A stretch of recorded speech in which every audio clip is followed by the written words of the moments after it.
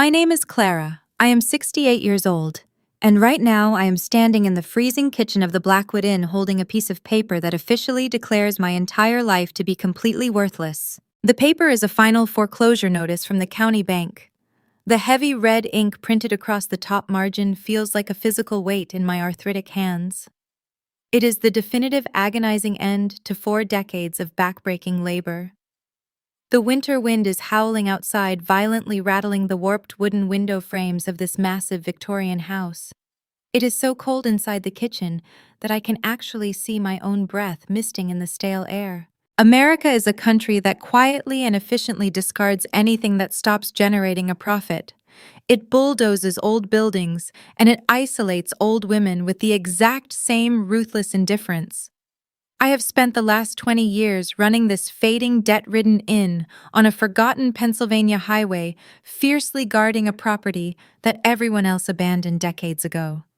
But as I stand here looking at the county seal stamped on this eviction notice, I realize I am not actually mourning the loss of the business.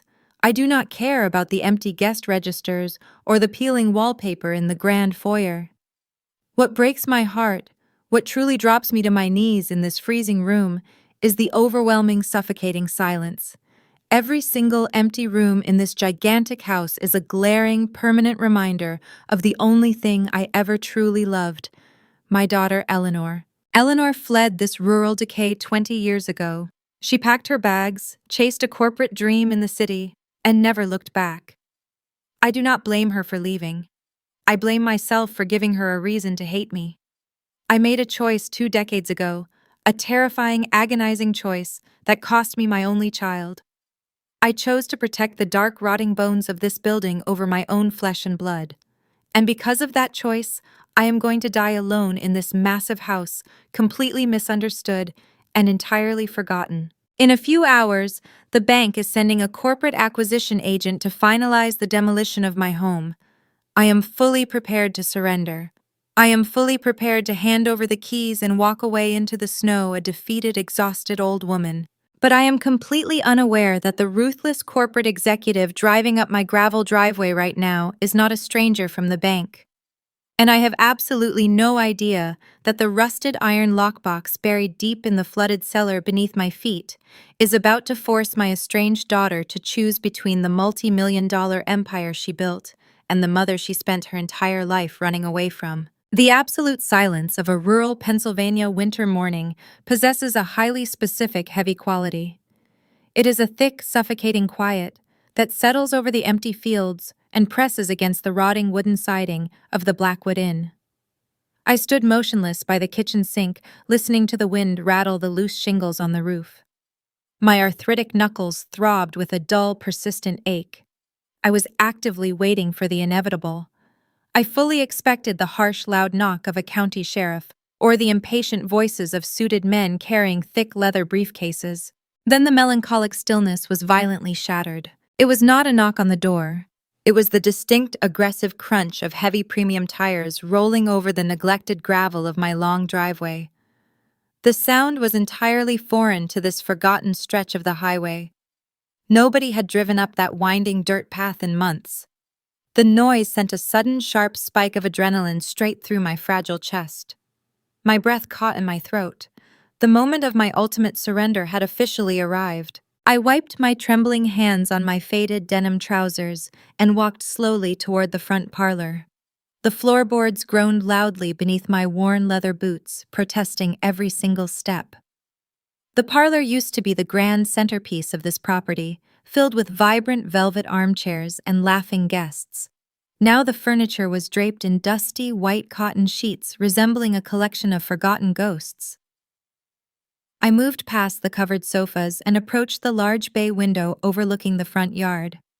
I used my frayed sleeve to wipe away a layer of condensation and grime from the freezing glass.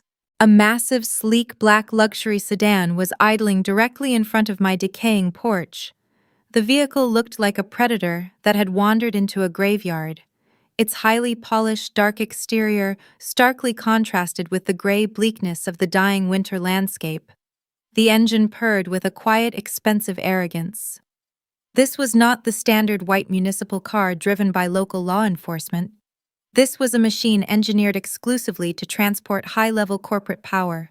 The driver's side door opened first. A young man stepped out onto the frozen mud. He wore a sharp charcoal suit and carried a thick black briefcase. He looked around the dilapidated property with a visible sneer of disgust wrinkling his nose at the sagging roofline and the overgrown dead weeds. He walked around the rear of the sedan and opened the passenger door. A second figure emerged from the climate-controlled interior. This person wore a stunning tailored camel hair coat that fell elegantly past the knees. The fabric looked incredibly soft and astronomically expensive. I stood behind the dusty glass watching the scene unfold with a deep sense of dread. I assumed this was the lead acquisition executive sent by the massive real estate conglomerate that bought my debt. I assumed it was a ruthless stranger dispatched to personally ensure I vacated the premises without causing a public scene. I stepped away from the window. I refused to let them find me cowering in the shadows of my own home like a frightened animal. I smoothed down the front of my hand-knit wool sweater. The yarn was pilling and a small hole had formed near the left cuff, but it was the warmest garment I owned. I lifted my chin, pulling my shoulders back into a rigid posture of absolute defiance.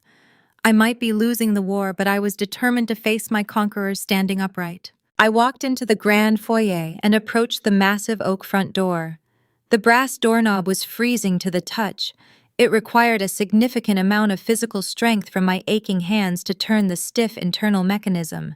The lock clicked loudly. I pulled the heavy wood backward, allowing the biting, frigid wind to rush into the hallway. I stepped out onto the rotting wooden planks of the front porch. I looked down at the two individuals standing near the bottom of the fractured steps. The young man with the briefcase took a step back, clearly intimidated by my sudden fierce appearance. But the lead agent in the camel coat did not flinch. The woman slowly looked up from a glowing digital tablet in her hands. She raised her head and our eyes finally met across the short distance. The breath was violently punched right out of my lungs. My knees suddenly felt like they were constructed of brittle glass, ready to shatter under my own weight. I grabbed the wooden doorframe just to keep myself from collapsing onto the porch. It was not a faceless corporate stranger standing in my driveway. It was Eleanor. The last time I saw her face in person, she was 18 years old, with messy hair, wearing an oversized university sweatshirt, crying hysterically in my kitchen. She had been a passionate, frantic teenager, begging me for a future I could not afford to give her. The woman looking back at me today was 38 years old and completely unrecognizable from that desperate girl. Eleanor was impeccably styled. Her dark hair was pulled back into a severe, flawless professional knot. She wore leather gloves and pristine designer boots that had never touched actual dirt. She radiated an aura of absolute terrifying corporate ruthlessness. She had shed every single trace of her rural upbringing and forged herself into a sleek, impenetrable weapon of commerce. The visual contrast between us was stark and deeply agonizing. I stood there shivering in my damaged homemade sweater, representing decades of silent struggle and physical decay. She stood below me, wrapped in premium cashmere, representing the soaring, wealthy trajectory of a life built entirely away from my influence. I felt a sudden, overwhelming urge to rush down the broken steps and pull her into my arms. My heart physically ached with a profound, primal love. I wanted to smell her hair and ask her if she was eating well and tell her how incredibly proud I was of the successful woman she had become. But the expression on her face instantly paralyzed my maternal instincts. Eleanor's eyes held absolutely zero warmth. There was no flicker of recognition, no hesitation, and certainly no daughterly affection. She looked at me with the exact same cold, calculating indifference she probably reserved for failing market investments or stubborn rival executives. I was not her mother in this specific moment. I was merely a logistical obstacle standing on a piece of real estate she intended to acquire. During her childhood, Eleanor always possessed a fierce, stubborn streak. When she wanted something, she pursued it with a relentless, singular focus. She used to spend hours sitting on the porch, sketching towering skyscrapers, dreaming of escaping the slow, suffocating pace of our small town. I recognized that same relentless drive in her posture now, but it had been sharpened into a lethal professional tool. The silence stretching between us was incredibly toxic. The young assistant shifted uncomfortably from foot to foot, clearly unaware of the massive emotional collision occurring right beside him. Eleanor did not speak immediately. She simply let the quiet stretch, allowing her imposing presence to establish complete dominance over the interaction. A horrifying realization began to settle deep within my bones, fundamentally altering the nature of the eviction. The bank did not just sell my massive debt to a random conglomerate. The conglomerate deliberately sent my own flesh and blood to finalize the kill. The executioner arriving to tear down my sanctuary to rip the very floorboards out from under my feet was the baby I used to rock to sleep in the upstairs nursery. The conflict immediately shifted from a simple financial failure to an intimate, terrifying battle for survival. I was no longer fighting a faceless municipal entity. I was facing an estranged child who clearly returned to this forgotten highway, specifically to burn my legacy to the ground. The foreclosure was not just business for her. It was a highly personal, deeply vindictive mission. I stared into the frozen eyes of my daughter, terrified of the ruthless corporate ghost she had become, completely unaware of the brutal legal war she was about to launch right here in the freezing foyer of her childhood home. I stepped backward, allowing the freezing wind to push the heavy oak door wide open. Eleanor walked across the threshold without a single moment of hesitation. Her expensive leather boots clicked sharply against the dull hardwood floor of the grand entryway. The young assistant followed closely behind, shutting the weather out, but trapping a much colder presence inside my home. The air in the reception area was exceedingly stale, smelling of old dust and faded potpourri. I nervously rubbed my aching hands together, attempting to generate a fraction of warmth. I looked at the woman who used to cling to my legs when thunderstorms rolled over the valley. I offered her a cup of hot tea, hoping a simple domestic gesture might bridge the terrifying gap between us. I told her the kettle was already warm on the kitchen stove. Eleanor did not even blink. She ignored the maternal offering as if I had spoken a dead language she no longer understood. She refused to unbutton her premium camel coat, keeping her leather gloves securely wrapped around her fingers. The physical barrier she maintained was highly deliberate. She was not visiting a childhood home, she was inspecting a condemned property. She gestured toward the massive mahogany reception desk sitting in the center of the room. That furniture served as the beating heart of this building for 40 years, where I checked in weary travelers and balanced handwritten ledger books late into the night. Eleanor approached the ancient wooden surface with pure disdain. She instructed her young assistant to open his briefcase. During her adolescence, Eleanor hated that reception area. She viewed it as a wooden prison that kept her mother permanently chained to the ground floor while other families took summer vacations. Now she used that exact piece of furniture as a battlefield. The assistant pulled out a thick stack of pristine legal documents and laid them flat across the dusty surface. The bright white paper looked starkly aggressive against the dark, scratched mahogany. Eleanor finally spoke, directing her voice toward me with a chilling professional detachment. She did not call me Mom or even use my first name. She addressed me strictly as the current property owner. She stated that she represented a massive real estate enterprise based in the city. Her firm had systematically purchased all the outstanding municipal debt surrounding our forgotten highway, including the specific commercial loan attached to this land. She spoke rapidly, utilizing complex financial terminology designed specifically to intimidate and confuse vulnerable older individuals. I listened to her weaponize her education against me. The syllables fell from her mouth like sharpened stones. She informed me that my financial delinquency was final and irreversible. She tapped a gloved finger against the top document outlining a formal buyout proposal. I stepped closer to the solid wood, forcing my aging eyes to focus on the printed numbers. The buyout sum listed on the contract was humiliatingly low. It was barely enough to cover the remaining back taxes, let alone afford a tiny apartment in the nearest town. It was a calculated, predatory figure. Eleanor explained that the enterprise considered the physical structure of the inn entirely worthless. The only value lay in the acreage beneath the rotting floorboards. She treated me not as a human being who had poured 4 decades of sweat into the plaster, but as a minor nuisance, a small rounding error in a massive financial portfolio. Her total lack of empathy was a physical blow to my chest. A desperate panic began to rise in my throat. I could not fight a multi-million-dollar firm, but I foolishly believed I could still reach the girl buried beneath the tailored suit. I tried to appeal to our shared history. I raised my trembling hand and pointed toward the grand sweeping staircase curving upward to the second floor. I reminded her how she used to slide down that polished wooden banister every single morning before school.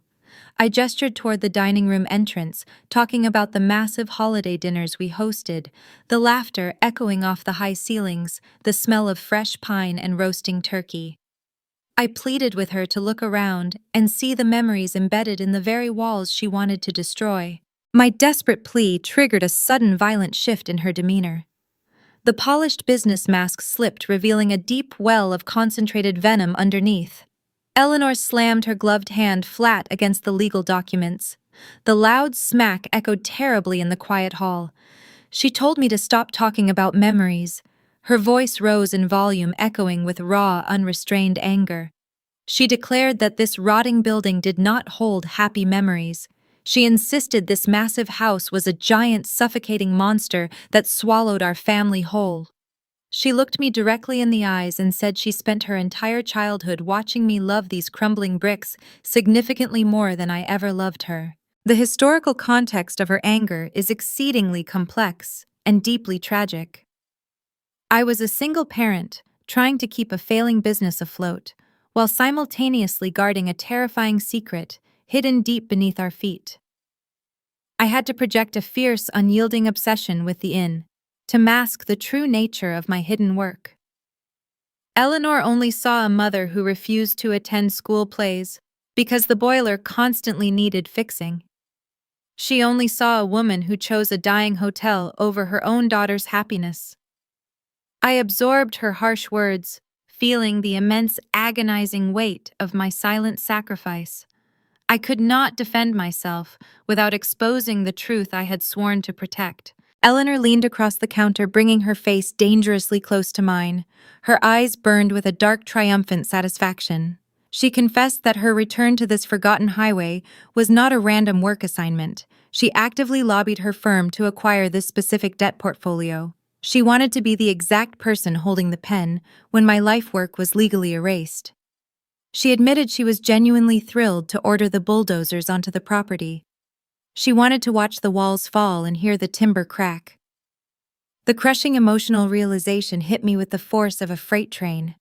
My daughter's actions were motivated entirely by a toxic mixture of greed and deeply rooted personal vengeance. She pushed a heavy silver pen across the mahogany surface toward my trembling hands. She demanded I sign the voluntary surrender agreement immediately.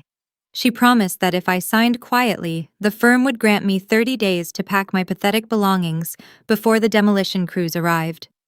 The assistant stood perfectly still, watching the brutal interaction with wide, uncomfortable eyes. I stared down at the expensive metal pen resting on the white paper. The room spun slightly. The fatigue of 40 years of manual labor crashed down upon my shoulders, urging me to just surrender and end the pain. The easiest path was to pick up the pen, sign away my legacy, and walk out into the cold oblivion. But the Blackwood Inn was never just a building, and I was never just a struggling innkeeper. I am the daughter and the granddaughter of women who faced significantly more terrifying monsters than a junior executive in a camel coat. The blood of fierce protectors runs through my aging veins. The initial shock of Eleanor's cruelty slowly receded, replaced by a hot rising tide of maternal defiance. I realized that yielding to her vengeance would not bring us peace. It would only validate her hatred and destroy the hidden sanctuary my ancestors bled to build. I placed my arthritic hands firmly on the edge of the reception desk, anchoring myself to the solid wood. I looked away from the legal documents and locked my gaze directly onto Eleanor's furious face. I did not raise my voice. I spoke with a quiet, terrifying, absolute certainty. I told her I would never sign her papers. I informed her that she could bring her lawyers, her bulldozers, and her entire wealthy enterprise, but they would have to drag me out of this entryway kicking and screaming. I pushed the silver pen back across the desk, watching it roll over the edge and clatter loudly onto the hardwood floor. I declared that the inn was not for sale at any price. Eleanor stood perfectly rigid, her jaw clenching with tight, visible rage. The total rejection of her power was unacceptable to her rigid mindset. She snatched the legal documents off the desk, shoving them aggressively into her assistant's hands. She warned me that my stubbornness was going to cause a brutal public legal war that I could not possibly survive financially or physically. She stated I was choosing the dirt over my own flesh and blood once again. She turned on her heel and marched back out the front door, leaving the bitter winter wind rushing in behind her. I stood completely alone in the freezing hall, watching the black sedan speed away down the gravel driveway. The immediate battle was over, but a massive, devastating war had just officially begun. I needed to understand exactly what broke the tether between us all those years ago. The pain in my chest was not a medical emergency, it was the heavy, agonizing weight of unresolved guilt. I needed to look back at the precise moment my daughter learned to hate me. After the heavy oak door slammed shut, I remained frozen in the grand foyer, listening to the engine of the luxury sedan fade into the distance. The absolute rejection from my own daughter felt like a physical wound bleeding out onto the dusty floorboards. I slowly turned away from the reception desk, dragging my aching legs down the narrow corridor toward the back of the house. I needed to sit down. I needed to breathe. I walked into the kitchen and placed my trembling hands flat against the worn formica countertop. The surface was frigid, but my memory instantly ignited. This specific corner of the kitchen was the exact epicenter of our destruction. I closed my eyes, and the bitter winter morning dissolved entirely. I was suddenly transported backward 20 years to a torrential rainstorm in the spring of 2004. The inn was still barely functioning back then. I was 48 years old, running myself completely ragged, trying to manage an immense mountain of invisible burdens. I remember standing at this exact sink, scrubbing a cast iron skillet until my knuckles bled. The rain was lashing against the window panes, mirroring the chaotic storm brewing inside my own mind. I was desperately trying to calculate how to keep the electricity turned on while secretly funneling large amounts of cash to dangerous people who continually threatened to destroy everything I protected. Then the swinging kitchen door burst open. Eleanor was 18. She was practically vibrating with a chaotic, frantic energy, holding a thick, crumpled envelope plastered with the crest of a highly prestigious, out-of-state university. She had been waitlisted for months, and the final acceptance letter had just arrived in the evening mail. She looked so incredibly beautiful and overwhelmingly hopeful. Her eyes were wide and shining with the promise of a brilliant future, entirely disconnected from the suffocating limits of our rural county. She slammed the thick paper packet onto this very counter. She was talking a million miles a minute, explaining the orientation schedule, the dorm assignments, and the immediate deadlines. But then her voice dropped, taking on a fragile, desperate quality. The tuition was astronomical. It was a sum of money that sounded entirely fictional to a woman who counted quarters just to buy groceries. Eleanor slid a separate stack of financial aid documents toward me. She needed a guarantor.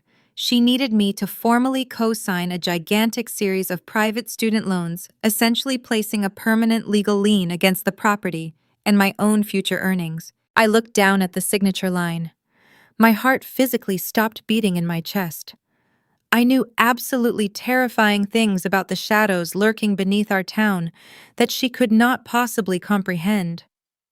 If I signed those documents, the resulting strict financial scrutiny would immediately expose the illicit sanctuary I was operating.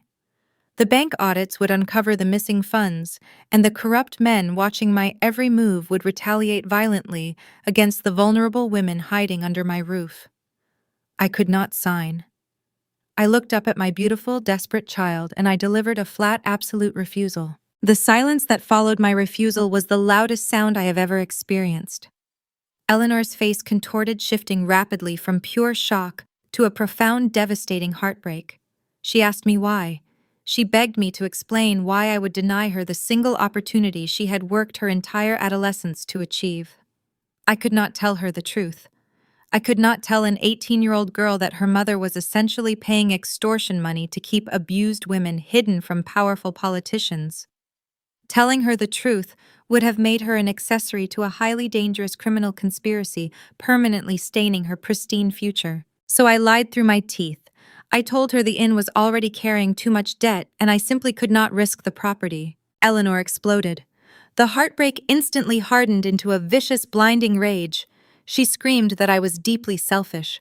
She pointed her finger directly at my chest, accusing me of loving the rotting bricks and sagging beams of this cursed house significantly more than I loved my own daughter. She hurled cruel, agonizing words like daggers, claiming I wanted her trapped in this miserable town forever, just so I would not have to be lonely. Every single accusation she threw at me tore another piece of my soul away. The maternal instinct screams at you to defend yourself, to pull your child close and explain that you are actually their ultimate protector. But true protection sometimes requires you to wear the mask of a monster. I absorbed her hatred without shedding a single tear. I stood perfectly rigid, allowing her to paint me as the ultimate villain of her life story. When she finally ran out of breath, completely sobbing and shaking, I looked at her with a manufactured coldness I did not know I possessed. I told her that if she hated this house and my decision so intensely, she should pack her belongings and find her own way out. I essentially dared her to leave. She turned around, ran up the back stairs, and packed a single suitcase. She left before sunrise the next morning, taking a bus to the city and securing a grueling full-time job to fund her own education. The tether between us snapped cleanly and permanently that night. I opened my eyes, returning to the chilling reality of the present day. The kitchen was completely empty. I traced my fingers over the faded Formica counter, exploring the agonizing guilt that constantly haunts aging mothers. Society assumes that a mother and daughter belong together naturally, but nobody discusses the unbearable weight of misunderstood decisions. I carried the toxic burden of her hatred for 2 decades, knowing that allowing her to despise me was the absolute only way to guarantee she survived with clean hands. I saved her future by permanently sacrificing my place in it. But now the tragic irony of the situation was suffocating me. The very secret I destroyed our relationship to protect was exactly what Eleanor had just returned to bulldoze. If she tore down the Blackwood Inn, she would unknowingly obliterate the historical sanctuary and hand a colossal victory to the corrupt forces that haunted our family for generations. I could not let that happen. The corporate paperwork she left in the foyer was a formal declaration of war. I realized I could not fight a multi-million-dollar real estate conglomerate alone from a freezing kitchen. I needed immense leverage. I needed the community. I resolved to grab my coat, drive my failing pickup truck into the town square, and rally the local city council. I fully expected my longtime neighbors to help me block the commercial demolition permits. But I was completely unaware that the town had already calculated my worth and decided to abandon me entirely.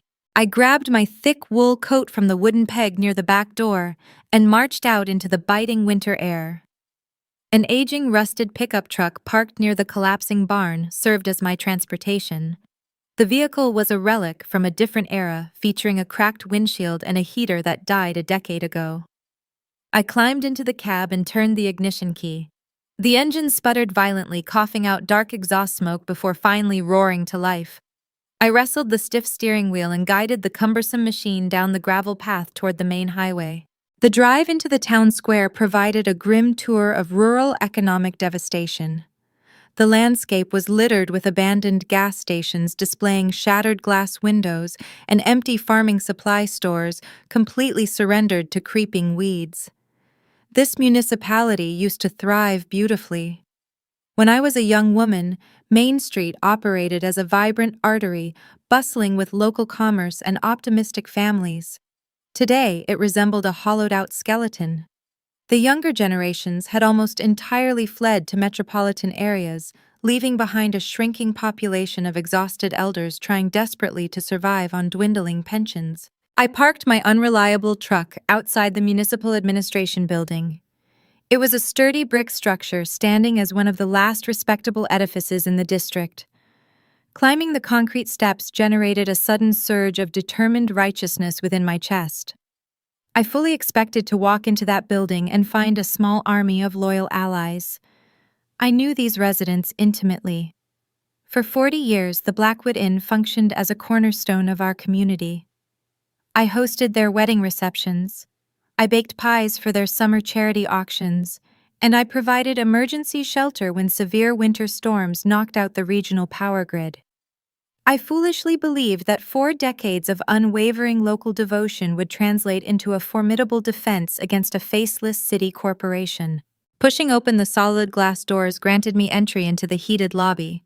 The indoor air smelled faintly of cheap industrial floor wax and stale coffee. Several town council members were gathered near the reception desk, quietly discussing municipal budgets.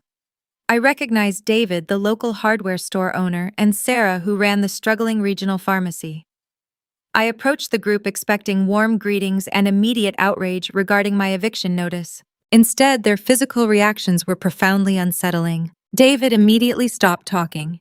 He looked down at his scuffed boots, suddenly finding the linoleum floor incredibly fascinating.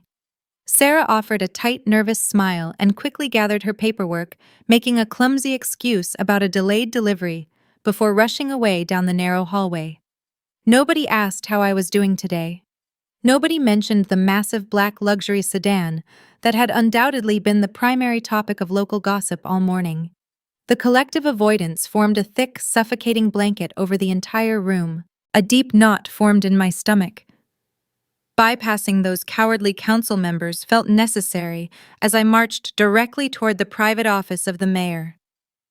Mayor Harrison was a man I had known since he was a small boy, catching frogs in the creek behind my property.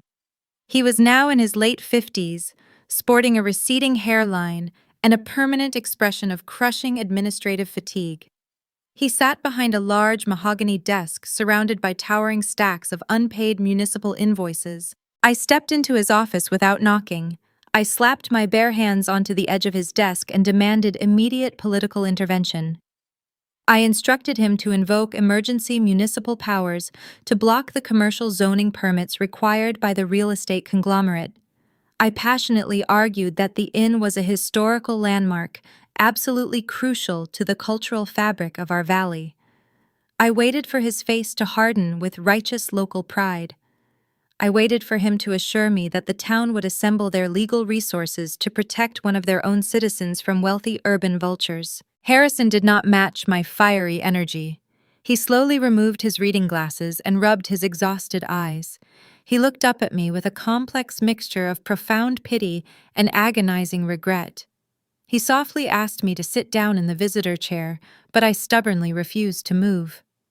He let out a long, profound sigh and completely shattered my final illusion of community loyalty. He explained that the corporate enterprise Eleanor represented had not merely purchased the delinquent debt surrounding my property. They had systematically purchased the entire future of our dying municipality. The conglomerate delivered a massive comprehensive revitalization proposal to the city council exactly 3 weeks prior. They were not just planning to bulldoze my sanctuary. They fully intended to construct a sprawling modern retail shopping plaza, an expansive logistics warehouse, and a new medical clinic on the surrounding acreage. Harrison opened a colorful, glossy folder resting on his blotter and turned it toward me. The pages contained beautiful architectural renderings of thriving commercial spaces. He pointed a trembling finger at the projected revenue columns. The corporation was promising hundreds of steady, high-paying jobs for our unemployed residents. They were guaranteeing a colossal influx of property tax revenue that would single-handedly save the local public school system from imminent bankruptcy. They offered to pave the crumbling roads and upgrade the failing water treatment facility utilizing private funds.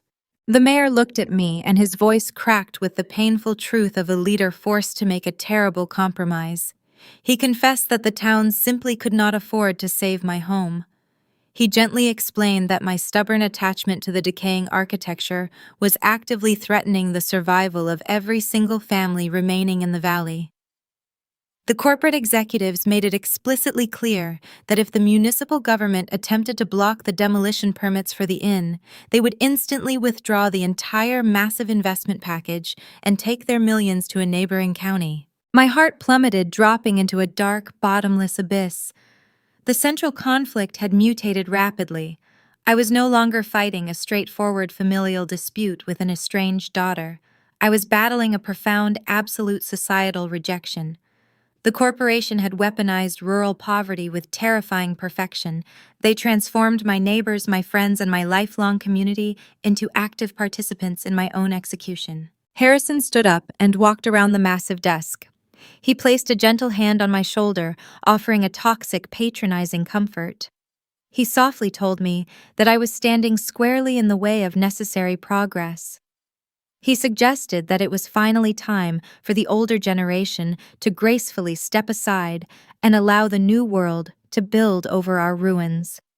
He urged me to take whatever meager buyout the firm offered and find a quiet, comfortable apartment somewhere far away from the loud construction zones. I physically recoiled from his touch. The betrayal was absolute and entirely agonizing. The people I had fed, sheltered, and loved for decades had silently voted to sacrifice me for a new grocery store and freshly paved roads. I could not even muster the required energy to scream at him. The fight completely drained out of my aging bones, leaving behind a hollow, echoing emptiness inside my chest. Turning around, I walked out of the mayor's office. I moved slowly through the lobby, completely ignored by the cowardly officials who were actively selling my legacy to the highest bidder. I pushed the glass doors open and stepped back out into the bitter winter wind. The isolation felt completely overwhelming. I was entirely alone, standing against a colossal corporate machine possessing unlimited wealth and a daughter who currently wielded all the lethal power. I climbed back into my frigid pickup truck and gripped the steering wheel tightly. The political avenue was permanently closed.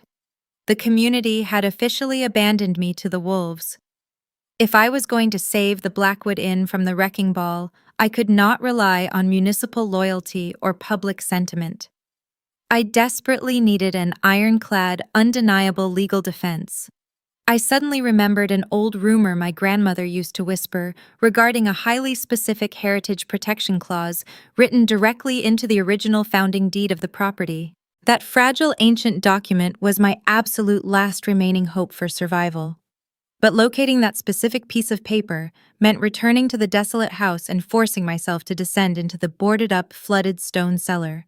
That subterranean space was a dark, treacherous environment I had actively avoided for over 20 years. A deep, terrifying chill washed over my body at the mere thought of navigating those rotting wooden stairs, setting the stage for a dangerous physical confrontation with the ghosts buried beneath my floorboards. I steered my battered truck back onto the desolate highway, leaving the municipal building far behind me. The political betrayal tasted like metallic ash in my mouth. My own neighbors had eagerly traded my survival for the promise of paved roads and retail wages. I was entirely out of modern legal options. I could not hire an expensive defense attorney to fight a multi-million-dollar real estate conglomerate. I could not appeal to the moral conscience of a community that no longer possessed one. But as the towering silhouette of the Blackwood Inn appeared against the gray winter sky, a desperate thought ignited in my exhausted mind. The local commercial zoning codes contained a highly specific and rarely used loophole regarding historical preservation. If a property owner could produce an original founding deed predating the turn of the century, any demolition order required state-level judicial approval. That singular piece of paper was my absolute final shield against the wrecking ball my daughter intended to swing. The overwhelming problem was the location of that fragile document. I had not seen the original deed in over 3 decades. I knew every single file cabinet in the upstairs office was completely empty. The only remaining storage space on the entire property was the subterranean stone cellar. A deep, terrifying dread settled in the pit of my stomach as I walked through the kitchen and stared at the heavy wooden door hidden in the back of the pantry. I had explicitly boarded up that entrance 20 years ago. The cellar was a dark, treacherous environment that I actively avoided. It flooded during the heavy spring rains of 2001, and I simply never possessed the financial resources to pump the stagnant water out or repair the structural damage. I retrieved a heavy steel crowbar from the kitchen toolbox. My arthritic hands screamed in agony as I forced the metal edge under the thick wooden planks securing the door. I threw my entire body weight against the tool, leveraging every ounce of my remaining physical strength. The rusted nails shrieked loudly as they pulled free from the doorframe. I tossed the wooden boards aside and grabbed a heavy-duty aluminum flashlight. I turned the brass doorknob and pulled the door open. A foul, suffocating rush of cold air immediately hit my face. The odor was incredibly dense, smelling of wet earth, decaying timber, and decades of trapped isolation. I shined the beam of my flashlight down the steep wooden staircase. The light struggled to penetrate the thick gloom. The bottom half of the staircase was completely submerged in dark, murky water. I pulled on a pair of high rubber wading boots, taking a slow, deep breath before beginning my descent into the belly of the house. Every single step required meticulous calculation. The wooden treads were slick with dangerous black mold, and several boards groaned ominously under my weight, threatening to snap entirely. The ambient temperature dropped drastically with each downward progression. The cold down here was not the sharp, biting wind of the winter outside. It was a heavy, damp chill that seeped directly into the marrow of my aging bones. I stepped off the final stair, and my rubber boots plunged into a foot of freezing, stagnant water. The liquid splashed sluggishly around my ankles, thick with dissolved sediment and forgotten debris. The cellar spanned the entire footprint of the massive house. The flashlight beam swept across the cavernous space, revealing a terrifying landscape of neglect. Thick stone pillars supported the main floor joints overhead. The massive wooden support beams were severely warped, showing terrifying signs of advanced rot. The physical environment perfectly mirrored my own declining biological health and the dark, tragic history of this forgotten property. Everything down here was slowly drowning in the dark. I began wading through the freezing water, sweeping my light across the perimeter walls. I was searching for waterproof metal lockboxes or elevated storage trunks that might have survived the flooding. I spent a grueling hour sifting through ruined cardboard boxes that completely dissolved the moment I touched them. I found nothing but ruined holiday decorations, rusted tools, and worthless discarded furniture. The exhaustion began to compound, pulling my shoulders down. The bitter realization that the historical deed might have rotted away decades ago threatened to break my resolve completely. Then my flashlight beam illuminated something highly unusual situated in the furthest corner of the foundation. A massive solid oak bookcase stood pressed tightly against the rough stone masonry. It was an incredibly ornate piece of furniture featuring intricate floral carvings along the side panels. The object looked entirely out of place in a damp utilitarian basement. More importantly, the water level only reached the bottom shelf, leaving the upper sections perfectly dry. I waded cautiously toward the back corner, my boots dragging heavily through the thick, unseen mud coating the floor. During my early childhood, this subterranean level was strictly my grandmother's private domain. She was a fierce, unyielding woman who demanded absolute privacy regarding her basement activities. She strictly forbade anyone from entering this specific corner of the house. I always assumed she was merely hoarding old family heirlooms or protecting valuable antique preserves from the dampness. I reached the towering bookcase and pointed my light at the empty shelves. There were no documents resting on the wood, but I noticed deep horizontal scrape marks carved into the stone floor directly beneath the heavy legs of the furniture. The bookcase had been intentionally pushed back and forth multiple times in the past. I placed both of my hands flat against the swollen oak side panel. I planted my rubber boots firmly into the submerged mud and pushed with absolutely everything I had left. My muscles burned fiercely, protesting the massive exertion. The waterlogged wood resisted my efforts, feeling as heavy as a solid block of lead. I gritted my teeth and let out a guttural groan, throwing my shoulder directly into the timber. The heavy bookcase finally yielded, sliding 2 feet to the left with a loud grinding scrape. The moment the furniture moved, a massive section of the stone masonry directly behind it simply collapsed outward. The rocks tumbled into the stagnant water with heavy, splashing thuds. I stumbled backward, shining my flashlight at the exposed wall. The collapsing stones were not a structural failure. They were a deliberate facade designed to hide a perfectly constructed dry alcove built deep into the surrounding earth. The air quality instantly shifted. A current of dry, preserved air drifted out from the hidden cavity. I stepped closer, shining my beam into the small, dark tunnel. Resting perfectly center on a flat slab of slate was a heavy, rusted iron lockbox. It was roughly the size of a large medical kit, completely covered in an incredibly thick layer of gray dust. There were no cobwebs and no signs of moisture. The alcove had successfully protected this specific object from the flooding for over half a century. I reached my hands into the dark space and grabbed the iron handles. The sheer density of the box was staggering. It felt like it was filled with solid lead weights. I pulled the object against my chest, securing it tightly against my heavy wool coat. The moment I turned around to begin the long trek back toward the wooden staircase, a sudden catastrophic warning sounded within my own body. A sharp, agonizing spike of pure pain erupted dead center in my chest. It was not the dull, familiar ache of my usual arthritis. This was a bright, blinding agony that radiated swiftly down my left arm and up into my jaw. My vision suddenly blurred at the edges, narrowing into a dark tunnel.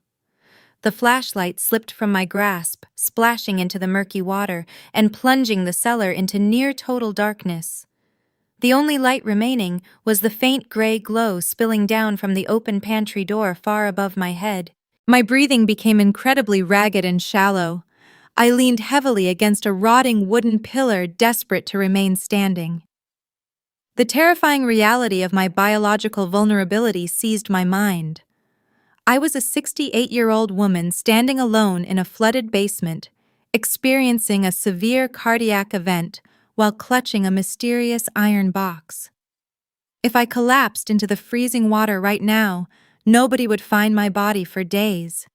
Eleanor would simply assume I fled the property, and she would eagerly bulldoze my grave. The stakes of my war instantly skyrocketed. I was no longer merely fighting a legal battle against a corporate real estate developer. I was actively fighting a desperate, terrifying war against my own failing heart. I squeezed my eyes shut, focusing entirely on the sheer stubborn defiance that had kept me alive for this long. I refused to die in the dark. I refused to let my estranged daughter win this brutal conflict without knowing exactly what she was destroying. I clutched the heavy, rusted lockbox tighter against my chest. I forced my trembling legs to move forward blindly, navigating the freezing water toward the faint light above. I grabbed the wooden handrail and began the agonizing climb up the stairs, dragging my failing body upward one terrifying step at a time, completely unaware that the contents of the iron box pressing against my heart would soon unleash a horrifying truth capable of destroying my daughter's entire corporate empire. I collapsed onto the faded linoleum floor of the kitchen, gasping frantically for ambient oxygen. The heavy wooden door slammed shut behind me, sealing the dark, flooded cellar away forever. My wet rubber boots squeaked against the tiles as my legs gave out completely. I lay flat on my back, staring up at the cracked plaster ceiling. The blinding agony in my chest slowly receded, leaving behind a dull, terrifying ache that pulsed in rhythm with my erratic heartbeat. I survived the ascent. My stubborn refusal to die in a dark basement had temporarily overruled my failing biology. Beside my trembling right hand rested the heavy rusted iron lockbox. I rolled over, pushing myself up onto my hands and knees. The physical exertion left me drenched in cold sweat, but the mystery contained within that metal container commanded my immediate, undivided attention. I hauled my aching frame upward, leaning heavily against the kitchen island. I dragged my boots across the room toward the small utility drawer near the refrigerator. I reached inside and pulled out a solid steel hammer. I carried the heavy tool back to the table, sitting down carefully in a wooden chair. I pulled the iron box closer, wiping away a thick layer of gray dust with my damp sleeve. I raised the steel hammer high above my shoulder. My arms were incredibly weak, but the adrenaline surging through my veins provided a sudden burst of necessary force. I brought the metal head crashing down onto the rusted padlock. The loud, violent clang echoed terribly through the empty silence of the massive house. The ancient mechanism resisted the initial blow. I gritted my teeth and struck it a second time, then a third. On the fourth strike, the brittle iron shackle finally snapped completely in half.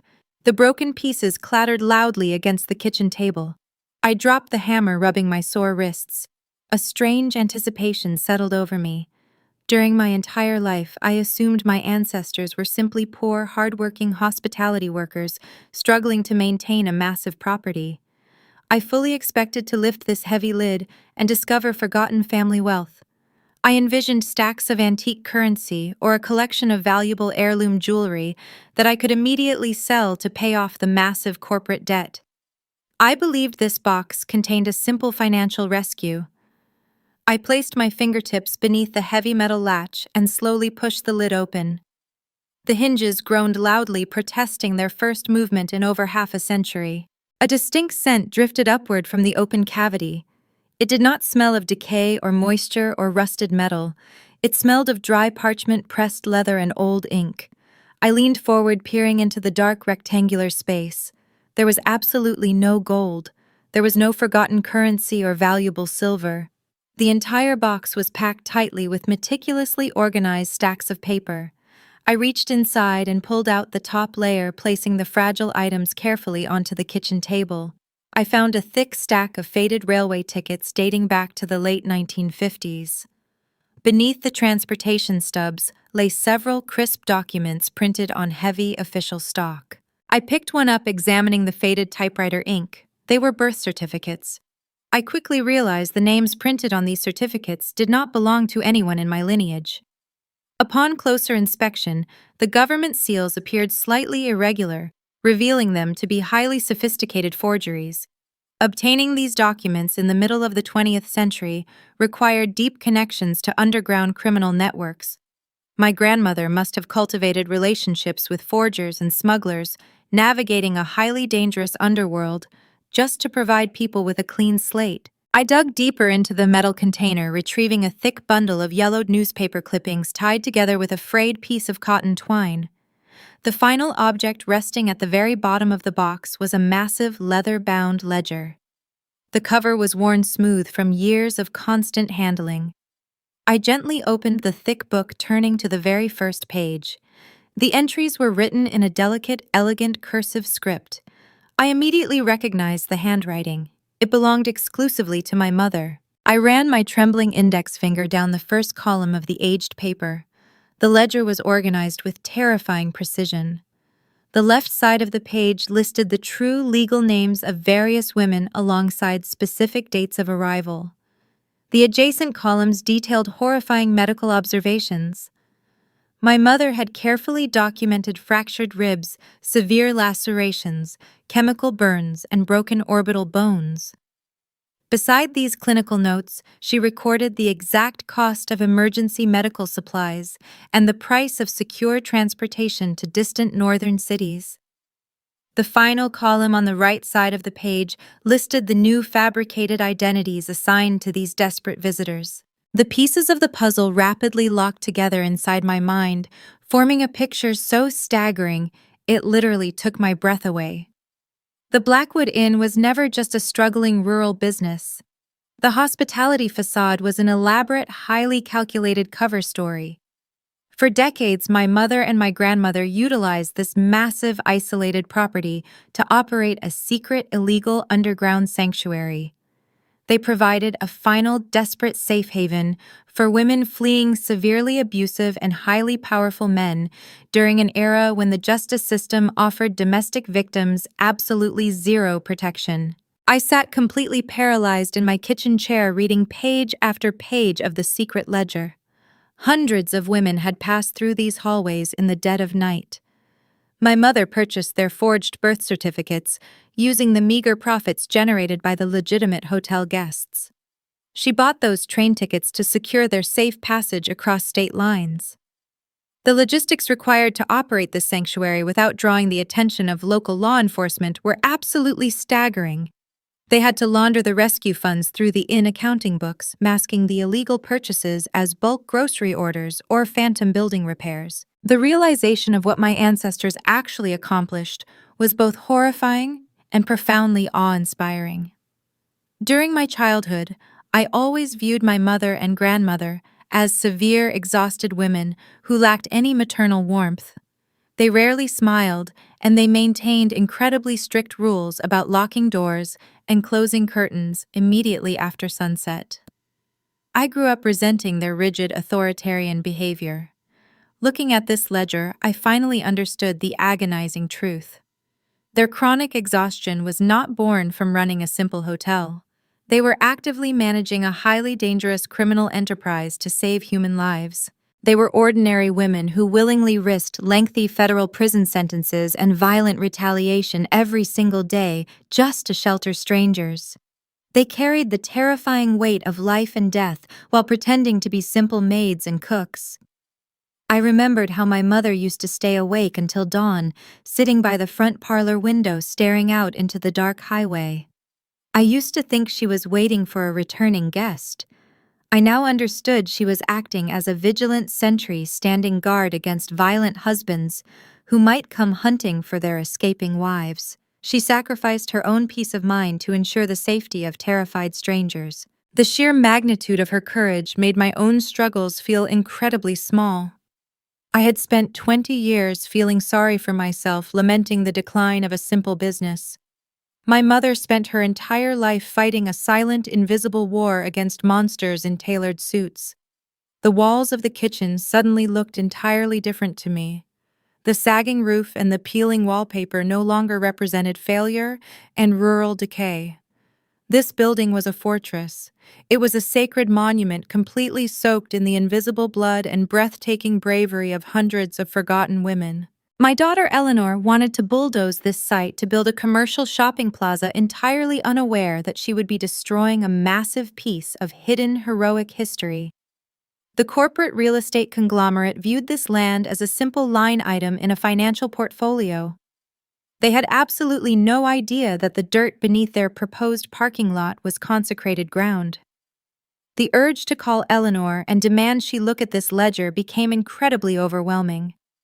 I wanted to shove this leather book into her hands and force her to understand the legacy she was so eager to demolish. But as I turned to the final sections of the leather book, the narrative abruptly shifted from historical triumph to immediate, terrifying danger. The detailed columns of names and transportation costs suddenly stopped in the late 1970s.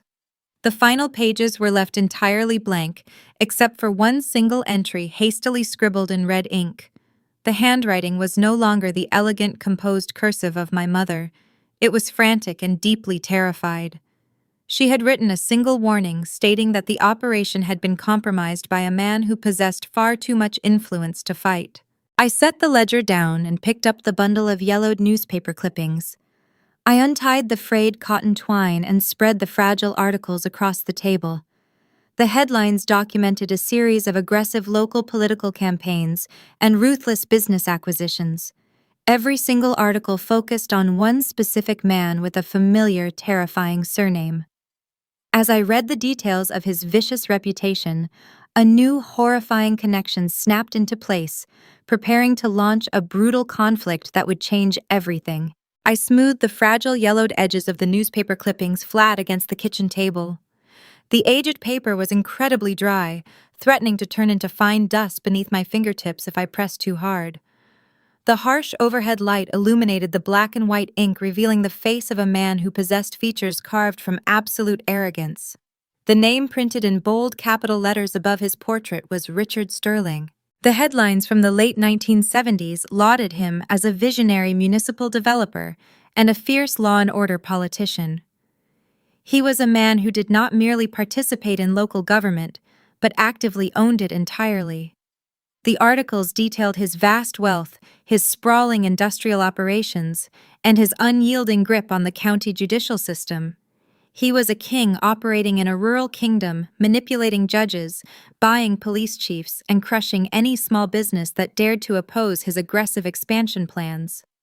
But the public persona of a dedicated public servant was a carefully constructed mask designed to hide a terrifying domestic monster. I arranged the clippings in chronological order, tracking a highly publicized and chaotic event that dominated the front pages for weeks. A massive county-wide manhunt had been initiated. The official political narrative fed to the press claimed that Sterling's beautiful young wife had been violently abducted from their estate by radical dissidents. The newspapers published desperate pleas from the grieving husband, offering massive financial rewards for any information leading to her safe return. He portrayed himself as a heartbroken leader, desperately seeking the restoration of his family. I looked away from the deceitful newsprint and pulled the heavy leather ledger closer to me. I cross-referenced the exact date of the alleged abduction with the handwritten entries in the book. My fingers traced down the column until I found the matching week. The truth was written in my mother's delicate cursive. Richard Sterling's wife was not kidnapped by political radicals. She had arrived at the back door of the Blackwood Inn in the absolute dead of night. The clinical notes beside her true name were the most horrifying details recorded in the entire volume. My mother documented severe internal hemorrhaging, a shattered collarbone, and defensive wounds that indicated a prolonged, brutal struggle for basic survival. The woman had not been stolen from her home. She had crawled out of a nightmare and dragged her broken body to the only secret sanctuary brave enough to open its doors. The frantic red ink warning I had discovered on the final page of the ledger suddenly made perfect, terrifying sense. My mother realized she had just harbored the most dangerous fugitive in the state. She had actively defied a man who possessed the wealth and the unchecked political power to incinerate our entire family. She purchased the forged birth certificates and the outbound train tickets, knowing that if Richard Sterling ever discovered her interference, he would not hesitate to kill her.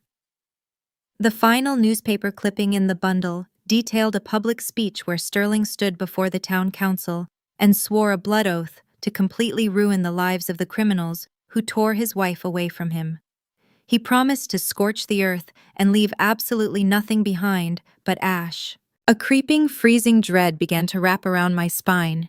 The air in the kitchen suddenly felt impossibly heavy. I pushed my chair back from the table. The wooden legs scraped loudly against the linoleum. I walked out of the kitchen and moved down the narrow corridor toward the grand foyer. The air was still biting cold in the reception area, a lingering reminder of my daughter's hostile morning visit. Resting squarely on the dark mahogany desk was the thick stack of pristine legal documents Eleanor had slammed down just a few hours prior. I picked up the heavy white paper. The physical contrast between the decaying historical newsprint and the crisp, modern corporate contracts was staggering. I carried the buyout proposal back into the kitchen and laid it directly beside the photograph of Richard Sterling. I flipped past the dense legal jargon, the insulting financial offers, and the complex commercial zoning clauses. I was searching for the executive authorization section. I reached the final page and scanned the bottom paragraph. My eyes locked onto the printed name of the chief executive officer representing the massive real estate conglomerate. The name was printed in unforgiving black typography, Richard Sterling III. My blood ran completely cold. The ambient noise of the winter wind rattling the window panes faded into a distant ringing in my ears. I collapsed back into the wooden chair, unable to support my own weight. This corporate acquisition was not about building a modern shopping center. It was never about creating new jobs for a dying municipality or paving the broken rural roads. The entire real estate venture was a highly targeted, multi-generational assassination. The grandfather had failed to burn the Blackwood Inn to the ground because my mother covered her tracks with absolute flawless precision. He died without ever finding the physical evidence of his wife's escape. Now his wealthy grandson, inheriting the same brutal arrogance and the same vast empire, was returning to this forgotten highway to finish the job his ancestors started. The conglomerate did not view my property as a random line item in a financial portfolio. They knew exactly what this building represented. They wanted to bulldoze the foundation to ensure the flooded cellar was permanently collapsed, crushing the hidden alcove and burying the historical ledger forever. They were executing a master plan to completely erase their own ancestral crimes, ensuring the Sterling bloodline remained pristine and unchallenged in the historical record. But the most devastating layer of this realization was the identity of the weapon they chose to wield. I looked at the signature line where my daughter was supposed to authorize the destruction. Eleanor was completely blind to the reality of her situation. My beautiful, brilliant child believed she had escaped her rural poverty by climbing the corporate ladder through her own sheer intellect. She believed she had achieved independent wealth and immense professional status. She had absolutely no idea that she was acting as a manipulated pawn, a hired executioner working directly for the exact family that hunted abused women for sport. The profound tragedy of her position brought fresh, hot tears to my eyes. The Sterling family had engineered the ultimate agonizing insult. They were using the daughter of the secret sanctuary to destroy the sanctuary itself. They weaponized her lingering resentment, manipulating her deeply rooted anger toward me into a corporate spear. Eleanor thought she was getting revenge on a mother who loved rotting bricks more than her own child. In reality, she was paving over the blood and the breathtaking bravery of her own grandmother to enrich the grandson of a monster. If Eleanor signed those demolition permits, she would spend the rest of her natural life working for an empire built entirely on the suffering of innocent women. When she inevitably discovered the truth, and she would absolutely discover it eventually, the guilt would completely obliterate her soul. I could not allow that to happen.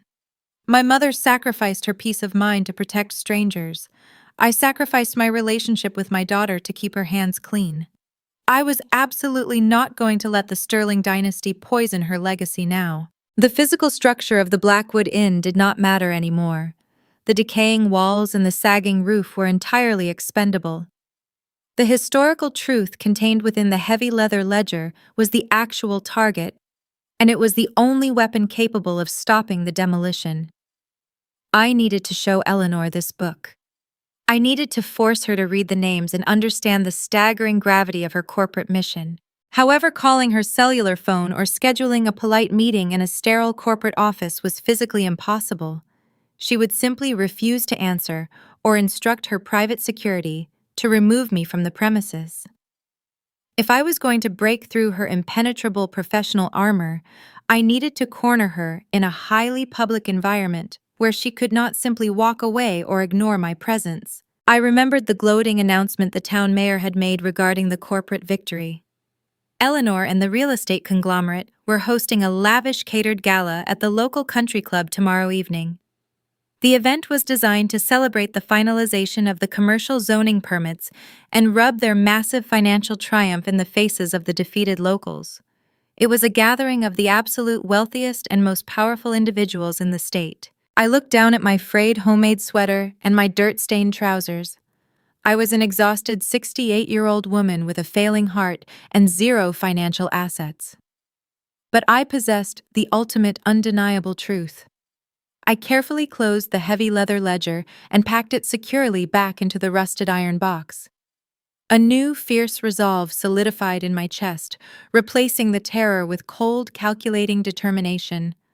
I was going to prepare for a war. I was going to walk directly into that country club gala crash, their wealthy celebration, and force my estranged daughter to look at the ghost she was about to bury, completely risking whatever small shred of dignity I had left to save her from making a catastrophic mistake. The sun dipped below the frozen Pennsylvania horizon, taking the last fragile fragments of daylight with it.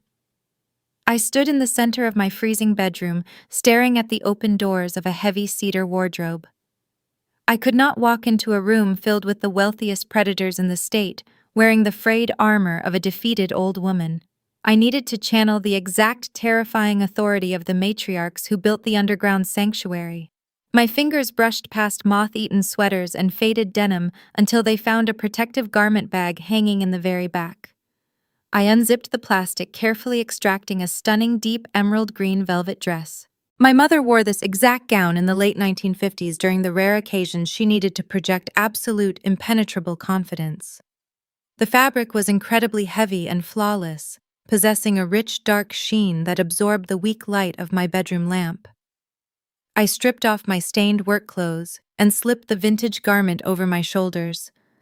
The tailored waist fit me perfectly.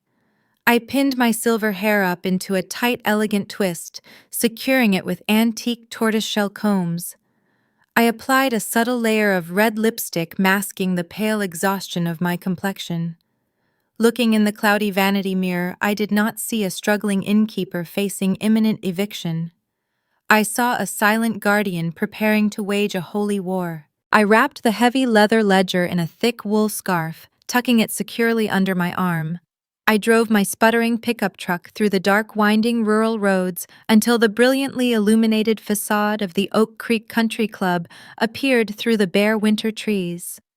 The sprawling property was completely surrounded by luxury sports cars and imported executive sedans.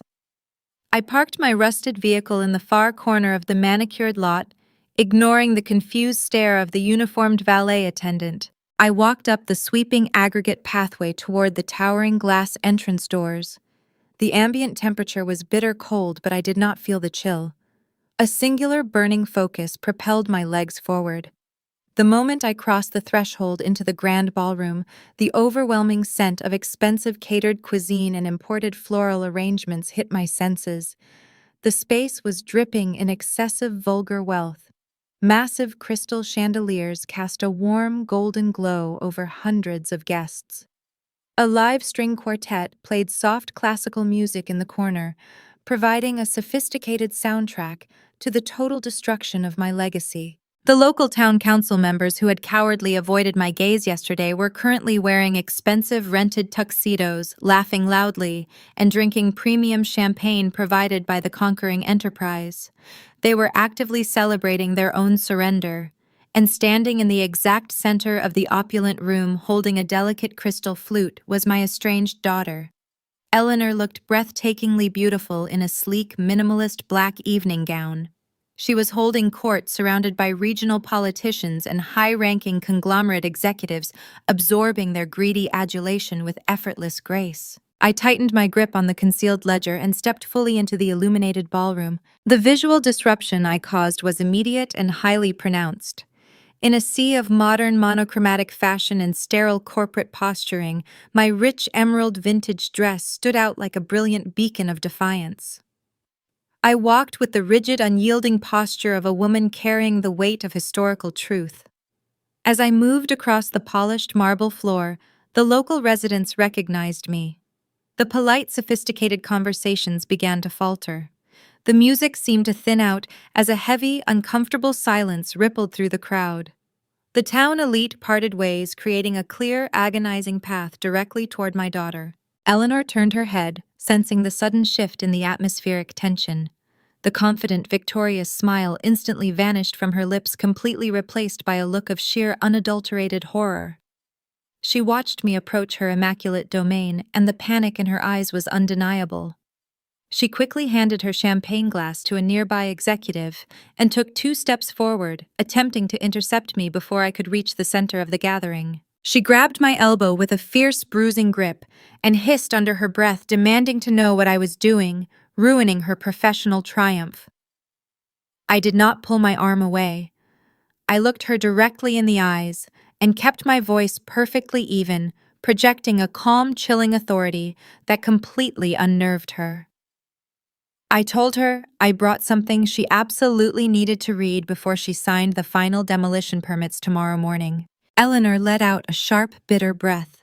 She looked around the room, painfully aware that hundreds of influential guests were actively watching our intimate family dispute unfold. She pleaded with me through gritted teeth, begging me to leave quietly and stop embarrassing her in front of the chief executive officer. I refused to retreat. I unwrapped the wool scarf and produced the heavy leather ledger, holding the ancient book up so the worn cover was clearly visible. I told her this specific book contained the blood and the breathtaking bravery of her own grandmother. I stated clearly that the men she was working for were the exact same monsters who hunted innocent women in the dark. I urged her to open the pages and read the name, Richard Sterling. The mention of her powerful employer's name triggered a catastrophic psychological defense mechanism within Eleanor. She could not process the magnitude of my accusation without completely destroying her own reality. The cognitive dissonance was simply too massive. She chose the path of least resistance, selecting cruelty over curiosity. Eleanor let go of my arm and took a deliberate step backward, distancing herself from me physically and emotionally. She raised her voice, ensuring the surrounding crowd could hear every single syllable she spoke. She looked at the ancient ledger and let out a cold, agonizing laugh. She told me I had completely lost my mind. She declared that the rural isolation and the crushing debt had finally broken my fragile grip on reality. The words sliced through my chest with lethal precision. Eleanor pointed a manicured finger at me, projecting a fabricated narrative to her wealthy peers. She announced that I was a tragic, pathetic figure, clinging desperately to imaginary ghosts, because I had absolutely no future left to build. She accused me of fabricating wild historical conspiracies just to maintain my selfish grip on a rotting, useless building. The executives standing nearby began to whisper among themselves, exchanging looks of patronizing pity and amused superiority. The local mayor shook his head, treating my profound revelation like the final embarrassing outburst of a senile old woman. I stood perfectly still, absorbing the immense, agonizing weight of her public betrayal. I tried to push the ledger toward her chest, begging her to just look at the dates and the forged tickets, but Eleanor violently swatted my hands away. The heavy leather book slipped from my grasp and crashed onto the polished marble floor, sliding several feet away. Eleanor did not even look down at the sacred historical record. She raised her hand and signaled the private security team stationed near the ballroom entrance. Two massive men wearing tight dark suits immediately pushed through the crowd, marching directly toward me. The humiliation was absolute and entirely devastating. I was a respected lifelong member of this county, and I was being treated like a dangerous vagrant. The security guards grabbed me by the shoulders, their thick hands gripping the delicate velvet of my vintage dress. I did not struggle against their superior physical strength. I simply looked back at my daughter as they began to forcefully march me toward the exit. Eleanor refused to meet my gaze, turning her back on me and signaling a waiter to bring her another glass of champagne. The entire ballroom watched with morbid, fascinated silence as I was physically escorted out of the gala. The heavy glass doors swung open, and the security guards shoved me out onto the freezing concrete portico. The bitter winter wind immediately cut through the thin emerald fabric. I stumbled forward, nearly losing my balance on the icy pavement. The doors closed firmly behind me, locking me out of the warm, opulent celebration. I stood alone in the dark parking lot, completely stripped of my dignity, my community, and my only child. I had risked everything to save her soul, and she had publicly chosen the corporate monsters. The sheer emotional trauma of the total rejection crashed over me like a freezing tidal wave. A deep, terrifying friction began to build within my chest cavity, completely eclipsing the stinging cold of the night. The immense stress of the confrontation had pushed my fragile biology to its absolute breaking point, setting the stage for a catastrophic medical emergency that would finally shatter Eleanor's pristine corporate facade. The transition from the oppressive, humid warmth of the grand ballroom to the biting, frigid air of the concrete portico was violently abrupt. The heavy glass doors slammed shut behind me with a definitive, terrifying finality. I stood completely alone on the icy pavement, shivering violently beneath the thin emerald velvet of my vintage dress. The private security guards immediately retreated back inside, returning to their comfortable posts, leaving me stranded in the dark parking lot.